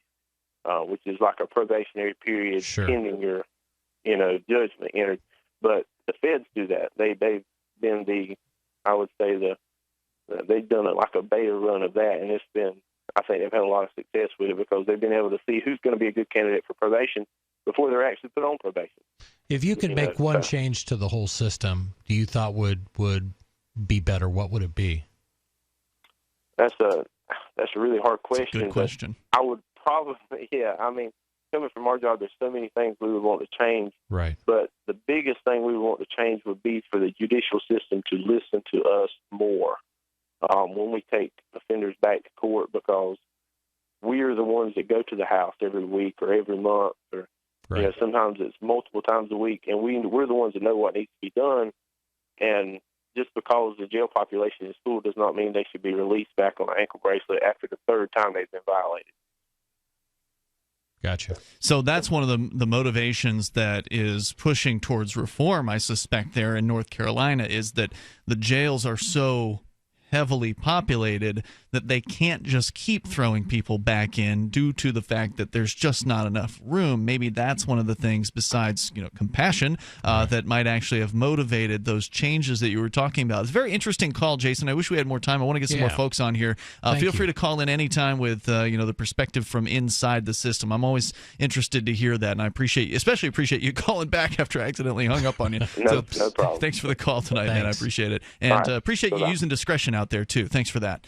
That's good law enforcement officer. It really is. That uses discretion in the case of, all right, there's a beer in the fridge, but he's not S-face drunk. Maybe it's if it's his dad's beer, let it go. But there are plenty of a-hole probation officers who are absolutely not going to let that stuff go. That are incentivized in many cases. With higher bonuses or something like that, or the department gets more money usually the more people. Promotions or anything like that, yeah. Let's go to Steve. He's in Maryland, listening to WEEO in Pennsylvania. Hey, Steve. Good evening, gentlemen. Hey, what's on your mind? I wanted to talk about the issue with drugs and legalizing or decriminalizing. And while I do agree, I once was a conservative Republican and toe the line and all, but I'm now, I consider myself a libertarian, and so more freedom is always better, I believe. But one area where I have one minor dispute with the argument you gave earlier, I guess it was last hour. I think we're maybe an hour behind on our radio station, but I do agree that you eliminate all the issues with drugs on the street corner and all this, and but one area where I see the possibility that the violence won't be curtailed is the issue with more hardcore drugs, say heroin and such. We know that those are more highly addictive drugs, and we find it's more difficult for people to kick that. And so in a situation where someone is motivated by that addiction to want to go and obtain more, even in a situation where they could access it legally through a pharmacy or a drugstore, the issue would be the funds to be able to purchase it. So I do see an area where there would still be an issue of violence in order to obtain, the money to be able to buy it. So you may still find yourself with a situation. Hold on there, because... Well, yeah, I was going to say, we can look to other countries and see how they've dealt with it. The Swiss in particular. The Swiss have really gone into the decriminalization and tried to bring particularly hard opiate use sort of in-house. Where they do provide it, and they do provide a safe place. Well, not that you're advocating for taxpayer-funded heroin. No, but I am saying what they have done is taken it more or less off the street, brought it into a clinical situation where they're offering not only what the addict needs, and the addict needs it, but they've done it in a way that's going to reduce crime because they're not paying for it, and they're being confronted with opportunities for rehabilitation at the same time. Steve, if you want to talk further about this, I think it's a good topic and it deserves more than 20 seconds, which is about all we have here. Yeah. So call tomorrow night if you want to keep this going. Tomorrow we'll start, as always, at 7 o'clock at night Eastern Time. Just call the same number, and we'll talk to you further about it. The other thing I'd throw out quickly, though, is under legalization, the price goes down because of open competition. You don't see people knocking over convenience stores to get money to buy cigarettes with, even though that's a very profound addiction that a lot of people have, and I'm sure you're going to go smoke one right now. Chris, you got see you tomorrow night. freetalklive.com. I've been told no in many different ways. I give you an order and you're going to obey it. George, you can go this way. You can do that and you have to leave here. You cannot bring signs into the rally. Walk with me. Well, I'm comfortable here, actually. Whoa, hey. Who do you think you are? Excuse me. There is no video and audio allowed in this office. No, I have work today. You ain't gonna make it. Wait, now. Wait a minute. Hey! Oh my God! Unbelievable! Why are you running from me? Because you scared me. What am I being detained for? You're being served. What is this? You're being served. What is this? Bureaucrats have a funny way of telling people no. That's the sound of the men working on the chain. Derek J's Victimless Crime Spree. Watch it for free and order the Director's Cut DVD at victimlesscrimespree.com. So you've signed the Shire Society Declaration and are planning your move to New Hampshire to be around more liberty-oriented people. Next, sign up for the Shire Society Forum at forum.shiresociety.com. There are a bunch of people there who are already in the Shire, and they want to meet you. If you're already in the Shire physically, you should also come by the forums. Remember, not everyone uses Facebook. New people are signing up for the Shire Society Forum every month, so drop in and say hello at forum.shiresociety.com. So you've heard all 3 hours of the latest episode of Free Talk Live, and you're still hungry for liberty-oriented audio content? Did you know that we have another 24/7 audio stream at LRN.FM? The Liberty Radio Network airs the latest episodes of some of the best liberty-oriented podcasts on the internet around the clock. In addition to recorded content, you'll also hear live shows like Free Talk Live, originating from our Keene, New Hampshire studio. So listen anytime at LRN.FM. That's LRN.FM. The live edition of Off the Air Live is next after the news here on the Liberty Radio Network, LRN.FM. Temporarily from the New Hampshire Liberty Forum in Manchester, this is Daryl W. Perry, host of FPP Radio News for Saturday, February 4th, 2017. Silver is trading at $17.49 per ounce. Gold is valued at $1,220 per ounce. Bitcoin is trading at 1.6 cents, and the average price of Bitcoin is $1,024. Antiwar.com reports, still desperately trying to present the disastrous weekend raid in Yemen into having netted a treasure trove of valuable intelligence, the Pentagon released and then sheepishly retracted a video which they presented as a detailed do-it-yourself lesson on terror attacks. The release was supposed to vindicate the raid, but media outlets noted within minutes of the Pentagon statement that the video itself had been publicly available since at least 2007, and that the only difference was the Pentagon had gone to the trouble to subtitle it. The Pentagon withdrew the video shortly thereafter, saying they did not want to give the impression that they were trying to deceive people by presenting a decade-old video as new. They did not want to give the impression, at least once it became apparent to everyone, that's what was happening. CENTCOM appeared more contrite, insisting they had no idea the video was as old as it was and would never have tried to push it as a major intelligence find. Pentagon spokesman Jeff Davis, however, was a lot more defensive, insisting it does not matter that the video was old, but it's still illustrative of the sort of thing Al-Qaeda is about. The weekend raid, the first of the Trump administration, killed an estimated 57 people, overwhelmingly civilian, and destroyed most of a village. The raid was presented by the Pentagon initially as targeting Al-Qaeda headquarters, though officials have since admitted it simply was an attack on the home of a suspected Al-Qaeda collaborator, and one carried out with a paucity of intelligence. For nearly 40 years, Roberts & Roberts Brokerage has been a trusted source for buying and selling precious metals like gold and silver. They also take Bitcoin for precious metal purchases and have permanently removed the minimum purchase amount for all orders paid in the digital currency. Call Roberts & Roberts today for knowledgeable advice on buying and selling precious metals and a forward-thinking approach to new technologies. 800-874-9760 or visit online at rrbi.co. Reuters reports a federal judge in Seattle on Friday put a nationwide block on U.S. President Donald Trump's week-old executive order temporarily barring refugees and nationals from 7 countries from entering the United States. The judge's temporary restraining order represents a major challenge to Trump's action, although his administration could still appeal the ruling and have the policy upheld. Judge James Robart, a George W. Bush appointee, made his ruling effective immediately on Friday, suggesting that travel restrictions could be lifted straight away. He is expected to issue a full written ruling over the weekend. Jay Inslee, the governor of Washington, celebrated the decision as a victory for the state, adding, "No person, not even the president, is above the law." Washington Attorney General Bob Ferguson said this decision